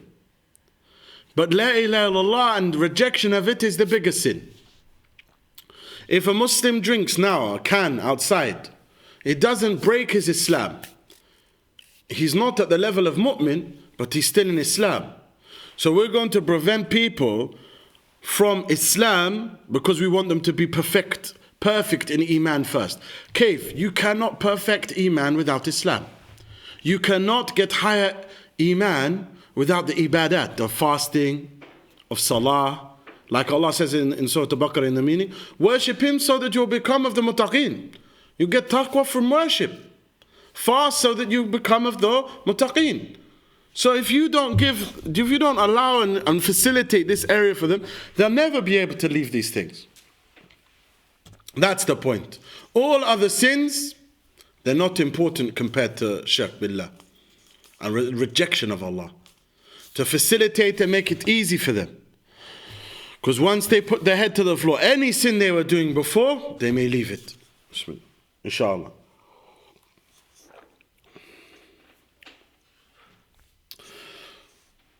Sometimes you have, Allah can give people and bestows people the ability to see when someone's interested in Islam. There's sometimes, even without a conversation, someone will say, why don't you become Muslim? Even though they didn't have a conversation about the oneness of God or anything. And the person says, that's a good question. Why don't I become Muslim? And they take Shahada. When someone has gone up to someone and said, submit to God, you'll be successful. And the man says, how do I do that? So the man said to him, become Muslim. So he becomes Muslim. And he takes Shahada like that. However, these are not the rule but the exception. When you're having a dialogue with someone and you say, look, do you believe this now? With the one woman who was atheist, Allah bless her and protect her and guide her family as well, Ameen. Once we presented the proofs from the Torah itself, we played the recitation from the Torah, the Song of Solomon 5:16. She heard the name Muhammad sallallahu alaihi wasallam. We asked her about that. We've done that with preachers as well, Christian preachers. Once we did this and went through Hadith Jibreel, I asked her, do you believe now? She said yes. And I said, if you believe, then you should accept the faith. Now sometimes people will say to you, I'm not ready yet. You say, look, what about if a child is running out into the street and you believe that the car can hit them? What type of belief do you have unless you grab their hand and stop them from going into the street? Accept the faith. Otherwise, it's like your child. That child is like your soul running into a fire. If there's a fire here, a fireplace, and there's a 1-year-old running towards the fire, what type of belief is it going to harm the baby unless you get and pick him up and stop it from happening? At least say to him, stop. Stop. All you're saying here is, I testify that this is true. You believe it. You've already said you believe it. Now you're just saying, I testify to what I believe. This is a black table. I testify it's a black table. You said it clear as day that you believe. And sometimes the reason they'll say, I believe, because they have sins that they want to continue. And sometimes you'll find them say, I want to be perfect before I come. You say the same thing. It's like you've come from a rugby match or a football match covered in mud. I said, look, in here, there's shower room, everything, a place to wash your clothes. You say, no, I need to clean myself first. This is how you clean yourself. It's Islam. That's how you're going to perfect yourself. Like the hadith of washing yourself in the river 5 times a day. That's the point. So make it easy for them. One of the guys who came to us, I asked him, I think it's that you want to carry on smoking weed. And I said to him, this one, accept Islam and start your salah and look at this issue later. It's important to calm people down first. The Prophet ﷺ in the beginning did make it a condition that people left these things. I never found a hadith that shows that, you must quit alcohol or weed or whatever it is in order to become a Muslim. Show me. Someone needs to show me that. The opposite. Calm people down so they can accept the religion. We're not in the time like was in Medina today. We're weak today. We don't hold Muslims, born Muslims, to the same principles, yet we'll apply it to a people who are stuck in the dhulumat. We have to make it easy for them. And to remind them, Allah forgives all sins. So you can do that and you probe. And you can encourage them. You say, why don't you become Muslim? It's a very good line to ask them. Why don't you accept it? If you believe it, take it. Generally, you'll do that after a dialogue. But you can do that in the beginning with some people if you feel by Allah this is right. You know, Allah can bestow farasa, insight, basira to people. Any questions related to this? About 3-4 weeks ago, we had a young black brother leaving Islam wholeheartedly because of my colleague seen after becoming Muslim, he was hesitant. I think he explained to him then become Muslim. Was it 2-3 weeks ago? Okay, I can't remember. But this has happened more than once. Yeah. This has happened more than once. A lot of the time, especially when you have more experience, you see, look, someone is saying yes, but they're also saying, I'm not ready yet. So you say, look, I'm telling you. You know, you can see a lot of the time, you should check. You say, look, do you believe that, you find the law difficult? You think, I often say to people, you're not going to have to make Hajj, Umrah, fasting, prayer all on one day. You can't sprint up a mountain. You sprint up a mountain, you'll fall down and you'll quit. No, it starts like this slowly, gradually. Calm people down and make it easy for them. That's the point. If they're saying they believe, they've already come to a big admission and they're talking to you as a Muslim. The next thing is to close the deal. One, and we're not talking about it from, this is sales language, I don't like to use it, but it's important to understand that philosophy. Because once you're in that position, you want to get him in. Do you understand? You want him on the safe side. So then you come, how you know if they're still wavering. And you've gone with the mercy aspect. You've gone with the aspect of making it easy for him. You warn him. Not necessarily in the first conversation, in our time. Now, after all the events of the groups and this. But after a while of dialogue, you say, look, you can die at any time. Don't you want to die with what you know to be true? Sometimes a 5-minute conversation is not enough to prove Islam to people. Even if you show him all this science and this, because you can say, look, this could be a hustle. You know what I mean? This can be just something and later I find out what they were saying is not true. Some people are hesitant. Slowly, we want to have an ongoing dialogue with people. That's the ideal. You understand? However, if you get, I'm not disencouraging it, we've had it, where people, they've met us and then they take shahada. Okay? But people are different. The point is that you should offer it them once you're in dialogue and you see that they've accepted it, they believe it. Once they said they believe it, you say, why don't you testify? Why don't you submit to Allah then? Why don't you submit to God then? Important to avoid too much Arabic with them most of the time. You can bring the name in Allah after there is good rapport between you, but you shouldn't complicate it for them.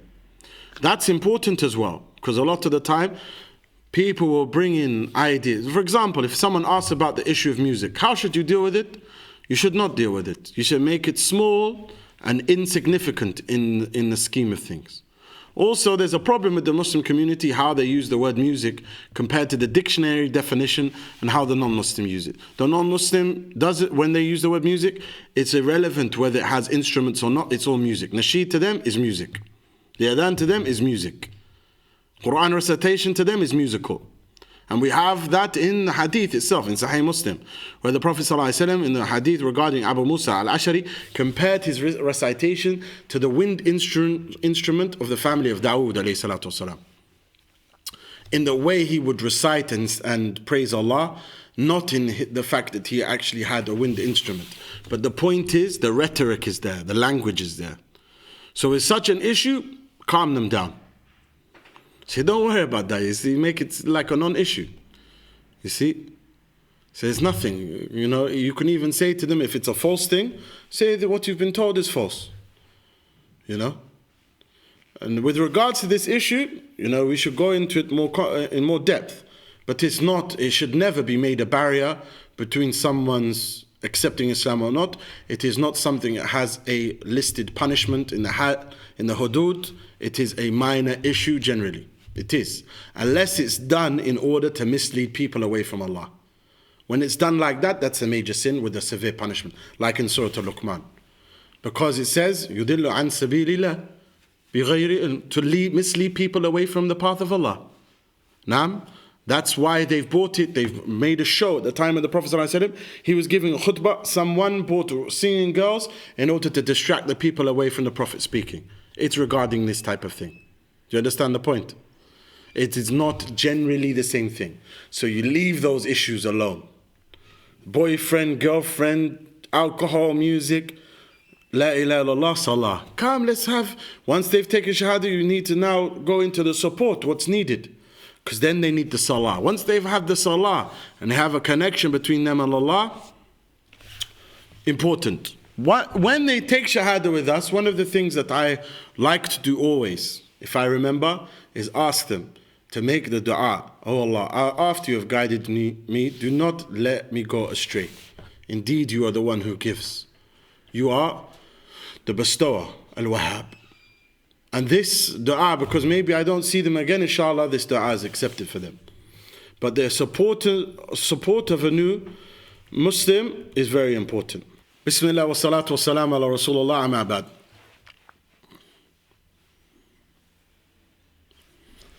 So here, again, we come back to the recap that we are taught by Allah subhanahu wa ta'ala to call people of the book with a way that's better than the way they're calling as well. To interact with them in a better way than the way they're interacting with us. To be more generous to them than they are to us. Sometimes that's difficult when you're in a land which is their land in that sense, yeah? When they have mustashfat and all of this, hospitals, everything. But you do that to your ability on a personal level, individual. And so we should call them in a way that's better. And that we should, once we're in the dawah, we talked again, another recap, tazkiyah, importance of intention, your relationship with Allah, the men's relationship with the salawat in the masjid, especially Fajr, Asr and Isha. The importance of softness, of rifq, kindness, gentleness, qawlun layin, like the soft word, gentle word, Musa to Fir'aun, and these people are far more entitled to soft speech because they are not Fir'aun. And we have many masajid in the UK, whereas in Mecca they didn't have one they were allowed to pray in, and those people knew Arabic and these people don't. The most of the people in the land don't know what Islam is. And that by being provocative, when a woman is dressed provocatively, what is she trying to provoke? A reaction. If you're provocative in your approach, you're going to make people angry and annoyed. If you calm people down, you can make them listen to what we have to say, like Musab ibn Umair in Medina, radiyallahu anhu. The importance, we also went through when to ask, how to ask people to accept the faith, what things can be used to prove Islam. There are many things. And that area, we will do inshallah a separate course on as well. How to prove Islam, bi'idhnillah, we'll set up another training session. This one will be only this area. What are the proofs we can use to prove Islam to people? We also talked about the importance of not always trying to rush it in one conversation. We talked about the go-rap method and its merits, and also where it is not always necessary, it's not always ideal to use at all, and sometimes it's not good to use it in the first place. Because of the nature, it doesn't necessarily apply to our approach, is what we're saying, to soften hearts first. People don't come with those questions when you're already giving them things. That's the point. And our point is not to try and push conversation upon people, but to offer them the opportunity to build relationships. We talked about how to prove Islam for atheists to an extent. We talked about the fact of using the notion of submission and that all prophets submitted to God. We now talk about a quote from the Bible, inshallah. The quote will be put up on the video, whereby the Prophet Isa ﷺ said, "Don't think my family are only those related to me by blood, for it may not be the case. Rather, it's those who submit their will to God." He later says, rather those who submit their will to God. And I often say to them, well, this in Arabic, those who submit their will to God would be Muslimin. Or hawala yaslam, those who submit. Those who submit, the Muslimin. That's what the word means. submitted to God. So we talked about getting them to accept the idea that all prophets submitted to God, and then explaining the Arabic word for it. Often I also, with people, explain the name for God. The word God in Hebrew is Allah, in Arabic, Ilah. See, a lot of the people are not aware that these languages are related, connected, and from the same source. Good. We give away Surah Maryam to Christians. A lax Christian should not be dealt with in the same way as a practicing Christian or a preacher. A preacher is for a specific class. A general da'ih has no business talking with the preacher. His concern is not the preacher, but the general people. You understand the point?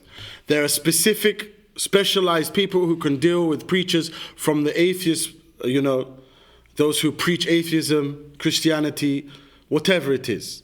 But for us, our concern is not those people generally. But when they come, we deal with them. Okay, alhamdulillah, good. With lax Christians, they say, I was born Christian, this, that, the other. You can explain the message of Islam to them, and you can start to show the proofs. Science in Islam is a very good way. It is a good way. Now, it's not always good with elite, the high-level atheists, because they turn on a sixpence. They change their own view all the time. We're not concerned with them. We're concerned with the general masses. When those people come, I'm not saying that we are not concerned without, an exception. They have people dedicated towards them. Our goal is the souls of as many people as we can reach, not to try and convince just one individual who may have already rejected Islam and is changing what he says he believes accordingly, just in order to avoid being pinned down by anything. It's a waste of time for most of us to try and focus on those people. Like I said, when I brought the scientific proofs to an atheist in London, he was laughing at me. When I brought Hadith Jibreel, he was awestruck, in fear. I wasn't trying to make him in fear. Do you understand? I was trying to show, look, Islam is true. Here, what about this one? He wasn't laughing anymore. It changed. Important to say to the Christians, as our dear brother John Fontaine said as well, to tell the people, we believe in what was revealed to you and revealed to us when you're dealing with Christians. Not to just say, we hate all of your book, it's all lies and this. It's a lie as well. We have to be careful how we have dialogue, even if, we're taught not to insult other people's gods in the fear that they will then insult Allah. Good. Again, this area we'll go through in further detail. The adhan is about to go, but this area, inshallah, we'll go through how to give da'wah to these people and how to prove it to them as well, inshallah.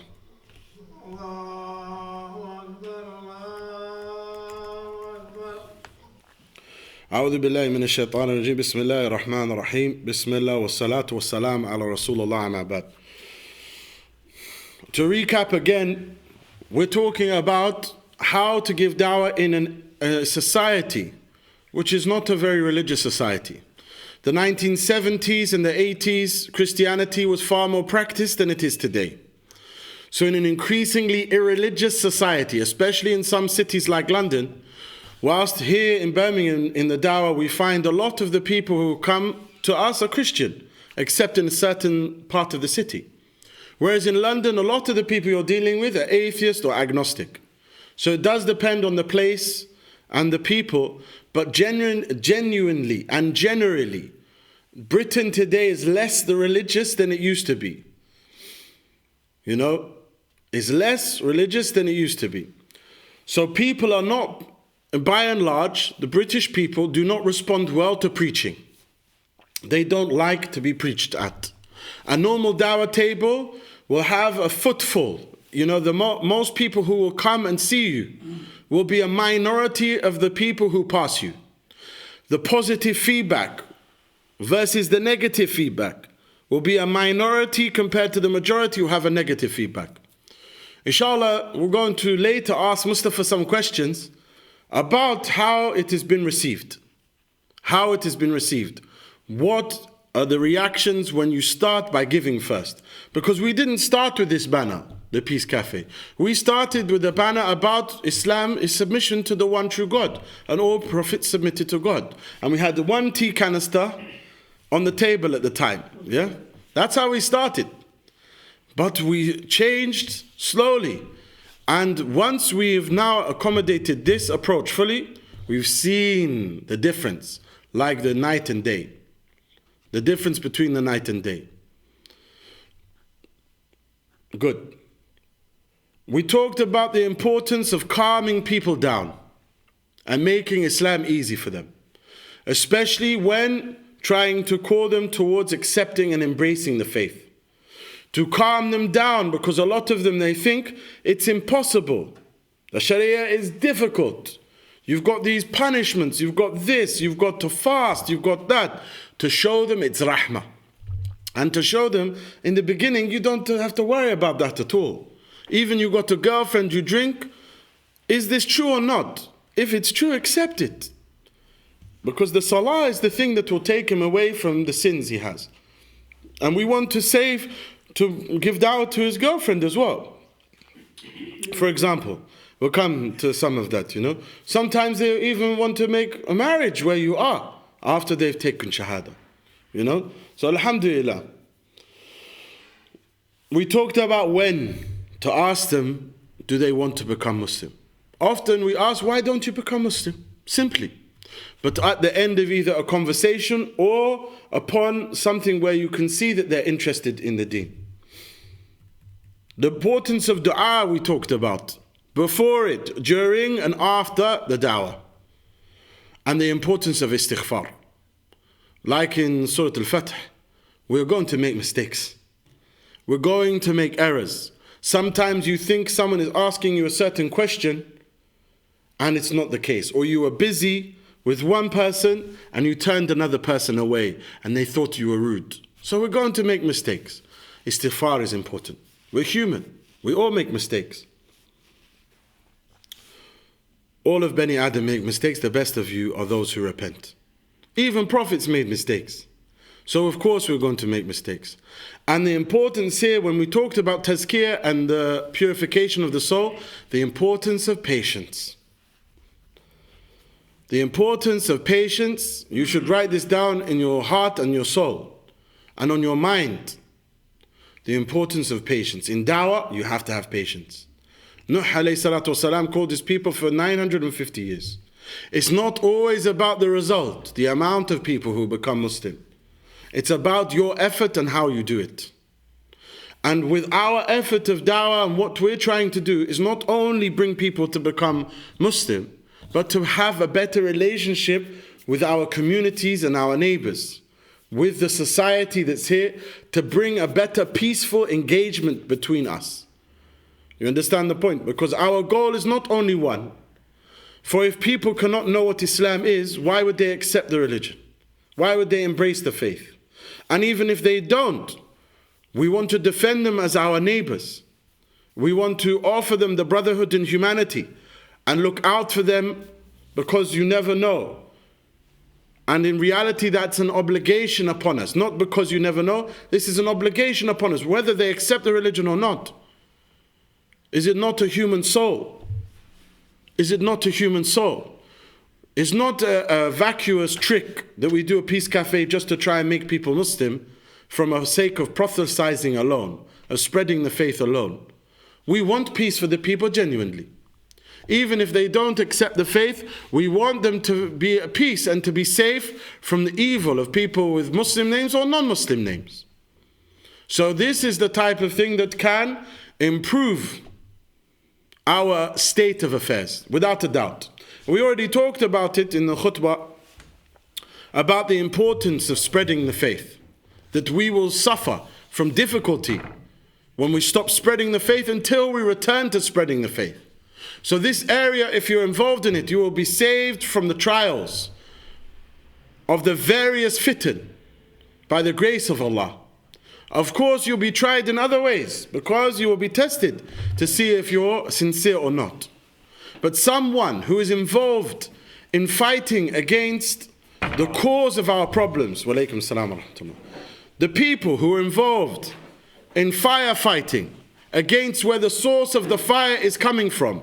If they have sincerity, they will be protected by Allah from what is most important for them. If people are dedicated to trying to save people from hellfire, then Allah inshallah will make effort to save you from the hellfire. If you try and save other people's children, why would Allah not try and save your children? If you abandon other people's children, the question is put, why would Allah save your children? As a community, not individually, as a community, we have different roles to play. And we're going to come to that. What are the different roles in the dawah? It's not only preaching. We talked about the fact that preaching often is not the number one way of spreading the faith. The importance of character, of kindness, generosity, giving. Giving. And it can be something small, like milk for your neighbor. Every other day, you knock the door, I got it for you as well. Or in the shop, you say, no, let me get that. It's just 50p. But that 50p leaves a feeling in the heart. And you do it again. You say, why are they doing this? Why are you doing this? My faith teaches me it. Islam. This is Islam. That's the point. And that kills all of the headlines and the negative feelings. Inshallah, we're going to come and do a course on how to prove Islam to the various people. But just to recap, we talked about using the name of the Prophet ﷺ in the Torah being recited, and we've played it to people. We've used that. We've used the Hadith Jibreel with regards to the tall buildings. And we've spoken to people. And this has been used as a proof with an atheist who became Muslim after listening to this, as well as the part from the Torah. We talked about the signs, like the hidden barrier between seas, the mountains as pegs on the earth, the splitting of the heavens and the earth and being made, every living thing being made from water. But we also talked about the importance of a continuous relationship with the one you're trying to talk to not always try and squeeze them into one conversation that they accept the faith. We want to build relationship with people such that they trust us, and then they will listen to us. And sometimes that takes time. It takes time. Some of the companions took a long time to accept the faith. أليس كذلك? Like, for example, Khalid bin Walid. Khalid bin Walid didn't become Muslim until after the Hijrah. Is that not the case? Good. For example, even with those that we are trying to just build a better community with, it may be that they see after our effort what Islam really is. Whereas before that, we had a case on Friday with someone who's been unhappy with some of the behavior or some of the things that are happening with the Muslim community. Some of those concerns he has have a basis. And if he finds that Muslims also share a common view about some of these things, whether it's terrorism or government policy or whatever it is, he may find that we have more in common. And having that dialogue with him couldn't take place if we're not open. And the key here is being generous souls with your time. And we're going to come, inshallah, to how we deal with those things and how other people can play a role. Because it's not only coming to such a thing. The first thing we want to cover before that is the fitan that we can expect to come across, the trials. And one of those trials is women. And one of those trials is women, and one of those trials is women. Of course, it's not easy, especially sometimes you may be out after dark and women will come. One of those things, especially for the youth, that will help with this is fasting. But the reality is, if we don't communicate with them with good manner, how are they going to leave what they're upon and be saved from the evil that they're in and the ultimate evil of the hellfire? There's a necessity here. But we have to be careful. And we have to have taqwa of Allah. And that's why it's good when you are with a group of brothers rather than trying to do something as an individual effort. As we know the story of the Barsisa or Barsusa. Yes? The leading slave from the children of Israel at the time, who was like a monk in the masjid and ended up dying with sajda to shaitan as a result of a woman. So it's important. We don't say it's the woman's fault, but shaitan will use the woman. Yes? Shaitan will use a woman. They are the biggest fitna for man, really. They're from the greatest trial. But with dawah, when we work on our intention and we look at fasting and these other things to protect us, then we hope Allah will protect us, and also with the dua. Other fitan that you can face is from Muslims themselves. You know, one of the biggest trials you face and barriers you face, rather than trial, a barrier, is the Muslims themselves. Muslims a lot of the time will tell you, why are you giving dawah to these people? You should try and fix the Muslims first. You know? As if this had any credence. It doesn't, by the way. It doesn't. Most of the Sahaba were actually reverts themselves. And a revert who comes to the deen, generally, once he's come to it properly and practicing, will not fear the blame of the blamer. And if someone is not willing to take things up to the next level, and people are actually throwing away their Islam, there is no point for all of us to focus on a cause that is not going to work. If we analyze, we see that the cause of our problem and the problems that are now coming to the Muslims and the Muslim Ummah today are problems that the non-Muslims have been facing for maybe 50 or 100 years. And so we know by this, that by trying to remove these problems from the non-Muslims, that this can be the reason that the fitan are removed from the Muslimin. Because if you leave people in dhulamat, when you have the light, then how can you expect, if you don't try and pass that light to them, to stay with light? The problem, we'll talk about briefly some things about online dawah and these things, and we talked about it before. Argument is not the goal of dawah. Saving a soul is, not winning an argument. Sometimes we may disagree on a principle. For example, someone comes with evolution. I don't believe in evolution, but I'll ask them, in the way they say it, I'll ask them, but who is the evolver? If you believe in evolution, who is the power behind it? Who is the evolver? One of the names of Allah, Al-Bari, includes the meaning of the one who takes from stage to stage in creation. So who is your evolver? We don't deny the principle that a form can change from shape to shape like the baby does in the womb. But your argument here of evolution being an answer against Allah is vacuous, because you don't say who the power is. So this is something, look, I don't agree with evolution, and it's not my belief, but my goal here is not to win an argument, it's to get the soul. And it's about knowing when the priority is there in order to establish the real, authentic Islamic position. If we have a longer conversation, we say to them clearly, we don't believe in the evolution as you believe it for mankind. We don't believe that. But we do believe it's possible, and we do believe in the changing. Even of mankind, we used to be taller. We believe that. We don't disbelieve that things can change and adapt in the world, but we believe it's Allah that does that. Who do you believe is the evolver? Who's the power behind it?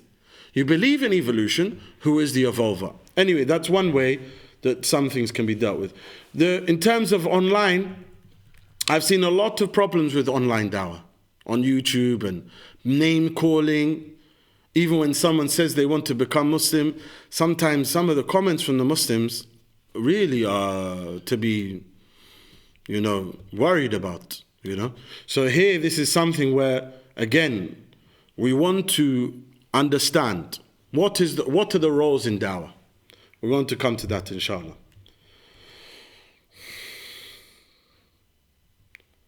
The goal for people should not only to become a da'i, but one who trains other people how to give dawah. The goal here, for those people have different roles and responsibilities. The goal is to teach the Muslimin what are the rights that the non-Muslim have on them, how to behave with the non-Muslim. It should never be the case that people are insulting someone they're supposed to be calling. And you find that online.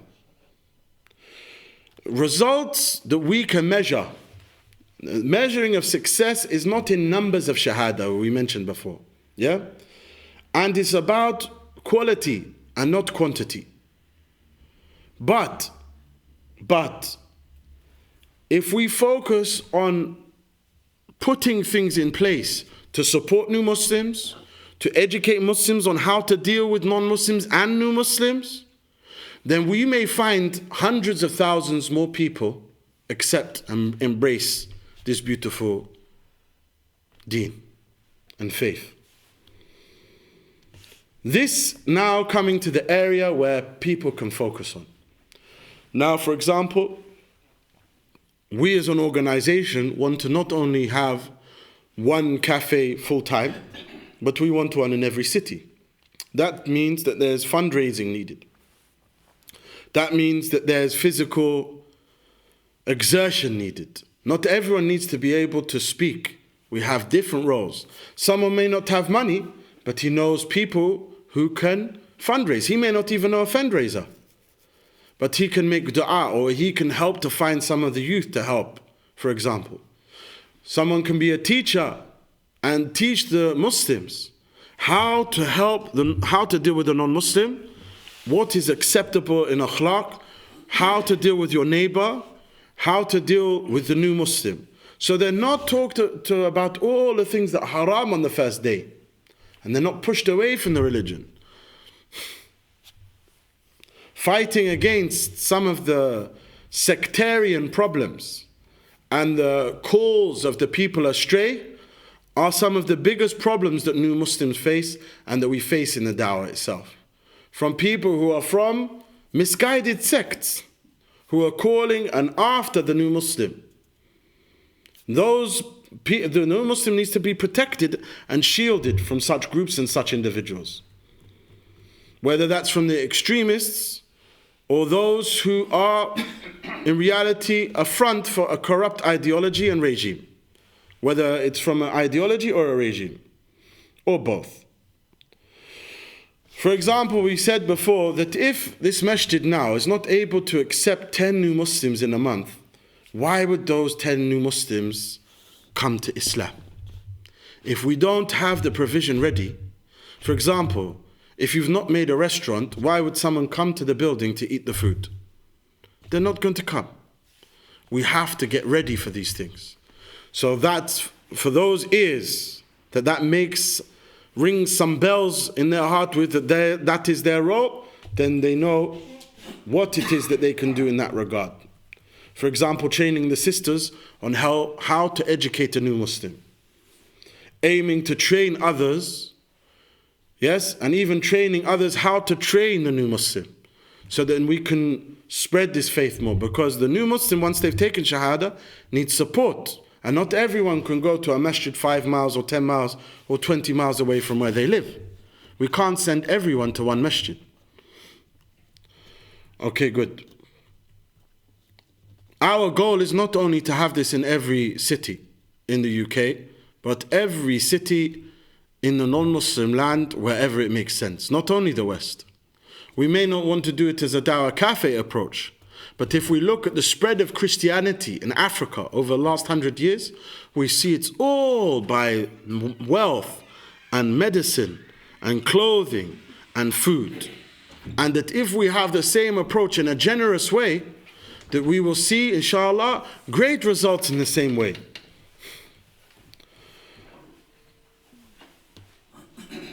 For those who can call the Muslimin to their role of what's fard upon them, to call anyone who is non-Muslim to the truth in the best way they can, that's also an important part of the dawah. To know that all of us have an individual obligation on the non-Muslims we know, whether neighbors, colleagues, whatever, we have an individual obligation regarding them. Now it doesn't mean we need to preach to them in a way saying, come on, testify there's only one God all of a sudden.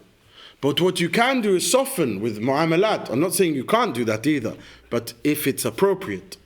You give them, you show generosity, you show good character, because we find that Indonesia was not opened by preaching or fighting or this, but by good character. Once you have good character, after a while people will ask you questions, and if you can, then give them a book as well. But don't just give them a book and then stop being generous or stop being nice to them. You say, oh, he didn't accept the religion, this guy. Carry on. Because the guy was like, I didn't even accept his faith. He's still nice to me. There must be something to this. Good. So there's the role of fundraising. The role of organization and physical support. For example, setting up something like this today. Because if the da'i is involved in training the new Muslim, writing the material, standing out there, teaching the youth, yes? He needs help with the physical aspects of it as well. There are different roles to be had. That is part of the dawah. Lifting a table, setting it up, helping to raise funds, all of that is. Good. The role of finding also youth and people who are interested in dawah, people who are able to actually communicate this message. And I think there's a lot of you are in this jama'ah, and there's a lot of people who actually can give dawah. But a lot of people think it's too difficult. But if they came one day to the Peace Cafe with us in Snow Hill, they would find, actually, maybe I can do this. It's not as hard as I thought. We're going to do a practical example of what it's like when people come, inshallah. We're going to arrange a practical Peace Cafe inside the masjid where me and the other brothers who do it will pretend to be the customers of the Peace Cafe. And we'll do training where you will stand behind and we will maybe act with difficulty, but you'll see the vast majority, like we'll ask Mustafa now, what's the reaction of most of the people who come? First of all, they're amazed that Muslims are doing this. For a lot of them, maybe they have not come across seeing the good side of Muslim doing this. Yeah. And where they've come across such a good thing like this, where they've been feeding the homeless, some had good experience. They're really, really happy that this is taking place. They want to see more of this happening. So alhamdulillah, through that, we have some shahadas coming from the brothers doing work without giving dawah. Just generally giving out food. We've got a couple of organizations we know of that just they look after the homeless in terms of giving out food. So that had a good impact on us when we set up. So remember, like this always strikes me. This woman, she says, how come the only Muslims are helping us? She was so happy. But we have a lot of feedback from a lot of people. They've been totally struck. And the question I ask, usually, is it you only have it like once every 3 months, someone come and say, it's amazing what you're doing, stopping a complete stranger saying, what you're doing is amazing, or is it every week? Well, every week, we have non-Muslim givers donation, literally forcing us. The question I ask, the donation, is it more on the table, more from non-Muslims or from Muslims? Non-Muslims. Non-Muslims give more money on the table than Muslims? Yes, you're right. Yeah. By far. Obviously, behind there's a lot of Muslims who've given money, but on the table itself, you'll find a non-Muslim you never met before, maybe give you £10, £5, and they say it's amazing what you're doing. We've had really positive feedback. On other type of dawah table, never have I seen that. I've seen a couple of non-Muslims they'll donate. Yeah, I've seen that, but not the number. Every week, usually, maybe 10 to 15 pounds donation from non-Muslims. Whereas on the other table, I didn't see that. I didn't see that on the other type of table. Can I ask, you said you've on the other table 10 years. Sure. How much donation have you received from the non-Muslims? I've seen it, but not, Sometimes you may even see them give quite a lot, but, generally not. And generally, the vast majority of people, when they see a preaching table, don't stop and smile and say, oh, this is nice. And you see, because Mustafa, that's the point. Most of the people have not seen that. A lot of the passers-by, when they see you, they're happy with what you're doing. And like I said, even they reject the tea and coffee, they say, save it for someone who needs it. Save it for, which is not a bad thing in and of itself. Okay, good. I just want to we'll come back to that in a second with the question and answer part. the point I want to focus on here is the new Muslim. A new Muslim, when they're first in the deen, they need a brother. They need brothers and they need sisters. More than they need teaching. Because if they're taught and they don't have brotherhood around them and friendship, they will leave. A lot of them leave the faith. Because they need support, loving, like a family. So that's something that needs to be soaked up into the mind and the heart of you guys, so that you can take that on board. You may find a non-Muslim that comes to the deen, and otherwise they're easily led into these sects, these groups. You understand? And we have to save them from these groups, because those groups are out for them like sharks after prey. Good. We also should know that with the new Muslim, make things easy for them. Don't start with something small like music when he's not even started with Salah. Don't start with these things. Keep away from it. Calm him down, make it easy for him. That comes later. Good. And that also goes to informing the Muslim community of the importance of this area, of dawah, of good community relations, of the rights of the non-Muslims and of the new Muslims and their support. The Muslims need to be educated in this regard. Most of them have no idea about this area. And a lot of the time the Muslims are quick to blame. Oh, it's the non-Muslims' fault. Oh, it's this, it's that. We should be looking at ourselves. The caretaker of a building, when there's a mess, he should be focused on cleaning up the mess. True or not? True or not? He doesn't need to work out. If there's a system in place, he's the one who's supposed to be the caretaker of it. He's the one who should be after the system management. The true caretaker, the manager as well of the building. So we are in that role. So if the problem comes, we should be focusing on solution. Not levying at blame with those who don't even know what we believe and what Islam is. How can we give dawah when not at the Peace Cafe? One of the ways we said, for example, like in a pizza shop. Just once a week, you got £5 extra, you're in the shop, you see a non-Muslim there, you say, look, let me buy you a pizza as well, it's a gift for you. Why? This is what Islam teaches. That's what my faith says, it's a gift for you. You do this, subhanAllah, the person very likely after a while come to the deen. A taxi driver, or if you know taxi drivers, tell them just once a week, every Jummah, just give a free journey to a non-Muslim and say, this is what Islam teaches. Free journey, I'm not charging you, it's a gift for you. This is one way. Food to your neighbors, to your colleagues, like a gift. Whether it's once a week, whether it's this, that, the other, but regular. The same, for example, with new Muslims and their families.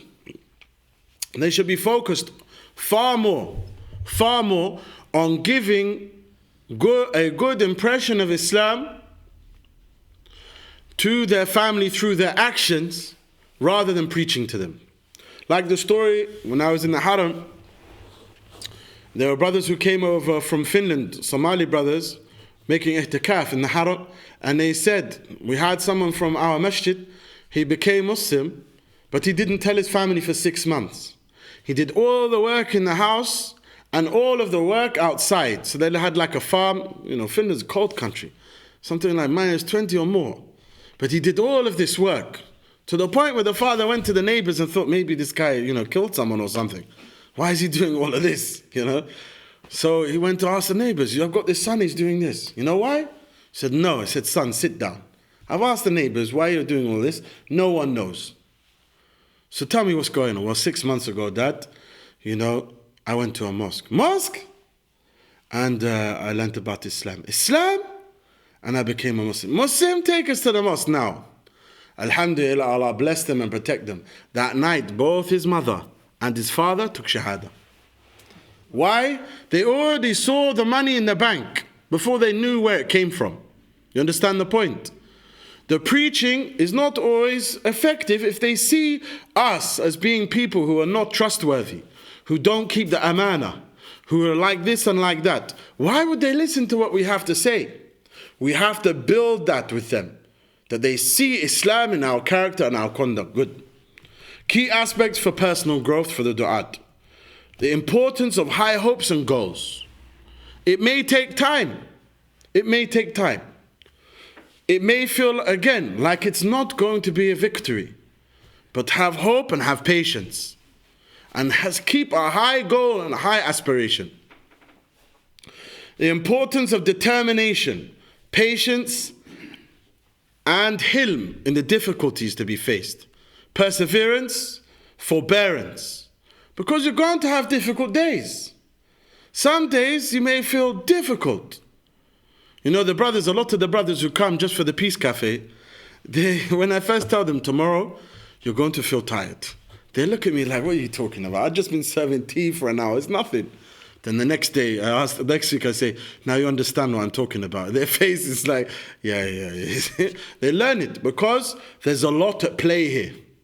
There's the shayateen, there's the eyes of people, there's the open plan of the enemy to drive you as far away from this as possible. Good. You have to be patient. You have to be patient with the Muslimin as well. Because a lot of the time the Muslim will be your biggest barrier. Say, what are you doing this for, you know? Why don't you focus on, knocking doors and asking people to come to Salah? Not to pick on anyone. I can focus on the others as well. Why don't you focus on, whatever it may be? Everything has its place. But we've seen, and we can talk about the other aspect. Many of the people who've graduated from these universities and come back and taught us, we haven't moved forward as an ummah. Our community in the UK has not improved as a result. There has to be a problem with what we are focusing on. And it comes back to the hadith which I mentioned many times. When you abandon spreading the faith, then Allah will put difficulty on you, humiliation, until you return to your faith, which is spreading the faith. That's the point. Because why would it be the case? Why would it be the case if the man who was in his house, worshipping day and night, observing the law of Allah, but no one else in the area knows it? The angels came when Allah decided to punish this town. The angels came to Allah and said, but there's a man praying day and night, what do we do about him? Allah said, what? Start with him first. That's the point. And today much of the ummah is like this. It's all about personal ibadat, how many ayat we can read, how difficult we make the religion for ourselves, and that becomes, I'm the tough man, Look how much difficulty I put my nafs through. I'm the tough man. No, this is not the deen, The Prophet ﷺ, rahmatil alameen, how much of his life was spent in trying to save people who are not Muslim from the nar? And how much of our focus as an ummah today, as a community today, as Muslims in the UK today, how much of our focus is it? Is it even 5%? And it's food for thought. But we should be positive. Because it's meetings like this that can increase that awareness. It's you that then go out and spread it to other Muslims. That's part of the dawah as well. It's telling the Muslim the responsibility of this area. Whether by mal or by action, whether by akhlaq, by, saying, be careful with your rubbish, non-Muslims are looking at you. When you live in London, versus living in Birmingham, and I don't want this part on the... When you live in a largely Muslim area, and you live in an area where there's non-Muslims and Muslims mixed, you're more conscious of your actions and have more taqwa, because every given moment a non-Muslim is looking at you as an ambassador, an example of Islam. When a lot of us are in our own community bubble, we live it all out. We don't care. Dirty laundry, we wear it in the street. We don't just leave it out. We show it on our sleeve in front of the non-Muslim. This is not right, It's not right. Good. So again, we go back to the importance of your relationship with Allah. Someone involved in the dawah, this is your personal relationship with Him. That you have to have time for recovery, rest. There's a time for play as well. There's a time your nafs needs break, because this work can be difficult. Good. And that is some things you should keep as a secret between you and Allah. Importance of your understanding of the sunnah and the understanding of the people that you're calling. What would turn them away? Like, for example, using too many Arabic terms and terminologies. Talking about music before talking about La ilaha illallah. For example, talking about ahkam, whether it's alcohol, zina, whatever, before la ilaha illallah. And calming them down and say, look, don't worry about the law. This is the law. La ilaha illallah. Allah forgives everything else. Don't worry about that for now. You can drink. I'm telling you, you can drink if you want to become Muslim, I'm telling you, you can drink until you die. Drink water. You tell him 6 months after, why are you drinking this stuff? This alcohol you go. You say, I meant water. Because once he starts with the salah, that will stop his desire to drink. Good. The importance of teamwork, that it can't all go on one man's back, that we have to share the load. Good. The importance of giving yourself its haqq, as we said before, the right of the self, because your soul is owned by Allah, yourself is owned by Allah. If you don't give your soul its haqq, you're disobeying Allah as well. So it's also sa'atun wa sa'a, a time for this and a time for that. Sometimes you need to know when to take a rest or a break, so that you can return to it full of energy. The importance of personal development, study, knowledge, ibadah, and finding also with this common interests with people. Sometimes you can use, like for example, Salah, the guy, Mohamed Salah, who plays for Liverpool, as a way to then talk about, Salah. Say, he scored a hat-trick, yeah, it's good. See the top corner, do you know what his name means? I got you now. You know why he prays down like that? Do you know what he's doing? That's salah. You see? He's making sajda. Do you know what sajda is? That's a way in. So there's ways in. And obviously it's not the same for everyone. There's different strokes for different folks. People have different keys. Someone with darker skin has a key quicker, especially in this area, to someone with darker skin than someone with lighter skin has, unless they have a longer time with them, that the people know them. Good. We're going to wrap up in a second, inshallah. We talked before about that this is the role and the job of the Anbiya. And we talked before, obviously, we are not Anbiya. But we have, if we take some small part of the ibadat of the Anbiya, 10 minutes before Fajr, we make dua and witr at this time, then this will help us in this, because that is where the spiritual food comes in the last third of the night. And with these personal ibadat, that is from personal development that will help you in this quest, especially if you really become enthusiastic in this area. Are there any other questions at this time? Are there any questions?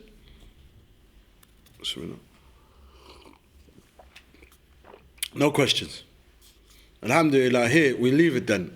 And what we want to say is that we will now, next course we will do are two things. How to prove Islam is the truth to various groups and people. And we will also follow this up with a practical example of the table and serving. And some of us will pretend to be those who would usually come to the table, and we will pretend to be some of the really difficult ones, but they're not many. They're not many. In reality, they're not many. But also, when, alhamdulillah, we set up the first of the peace cafes in London as well. And on that day there, even very different to here, because it's in a different area, where we do it here, there's more homeless people come, which is very good. But there we didn't have that. And the positive reaction of the people, there were some poor people come. I'm not saying I'm rich, alhamdulillah. Qana is really where richness is, in contentment of the heart. These things, a lot of the time, richness is a punishment anyway. So, but the point is, it was very positively received. Alhamdulillah, the brother I used to do dawah with in London, Brother Luqman, he knows that we used to stand on the table in the winter or in the summer and we'd hardly get any conversations. Once we did this, just one day, positive after positive contribution, because we were handing out scarves. A guy, we asked him, did you have a positive experience? Positive? He was over the moon. Very happy, ecstatic. This is the type of thing that leads to closer relationships, that leads people to love the Muslims, to be further away from what's put in the news, and obviously as a result, closer to Islam. With that we leave it. Barakallahu feekum wa subhanakallahumma wa bihamdik. Ashhadu an la ilaha illa anta astaghfiruka wa atubu ilayk. inshallah, we will update you, and we're going to make a public announcement, inshallah, about the next time we do this, because this was only meant for a small group of people. The next time it will be more advertised. Barakallahu fikum. Assalamu alaikum wa rahmatullah.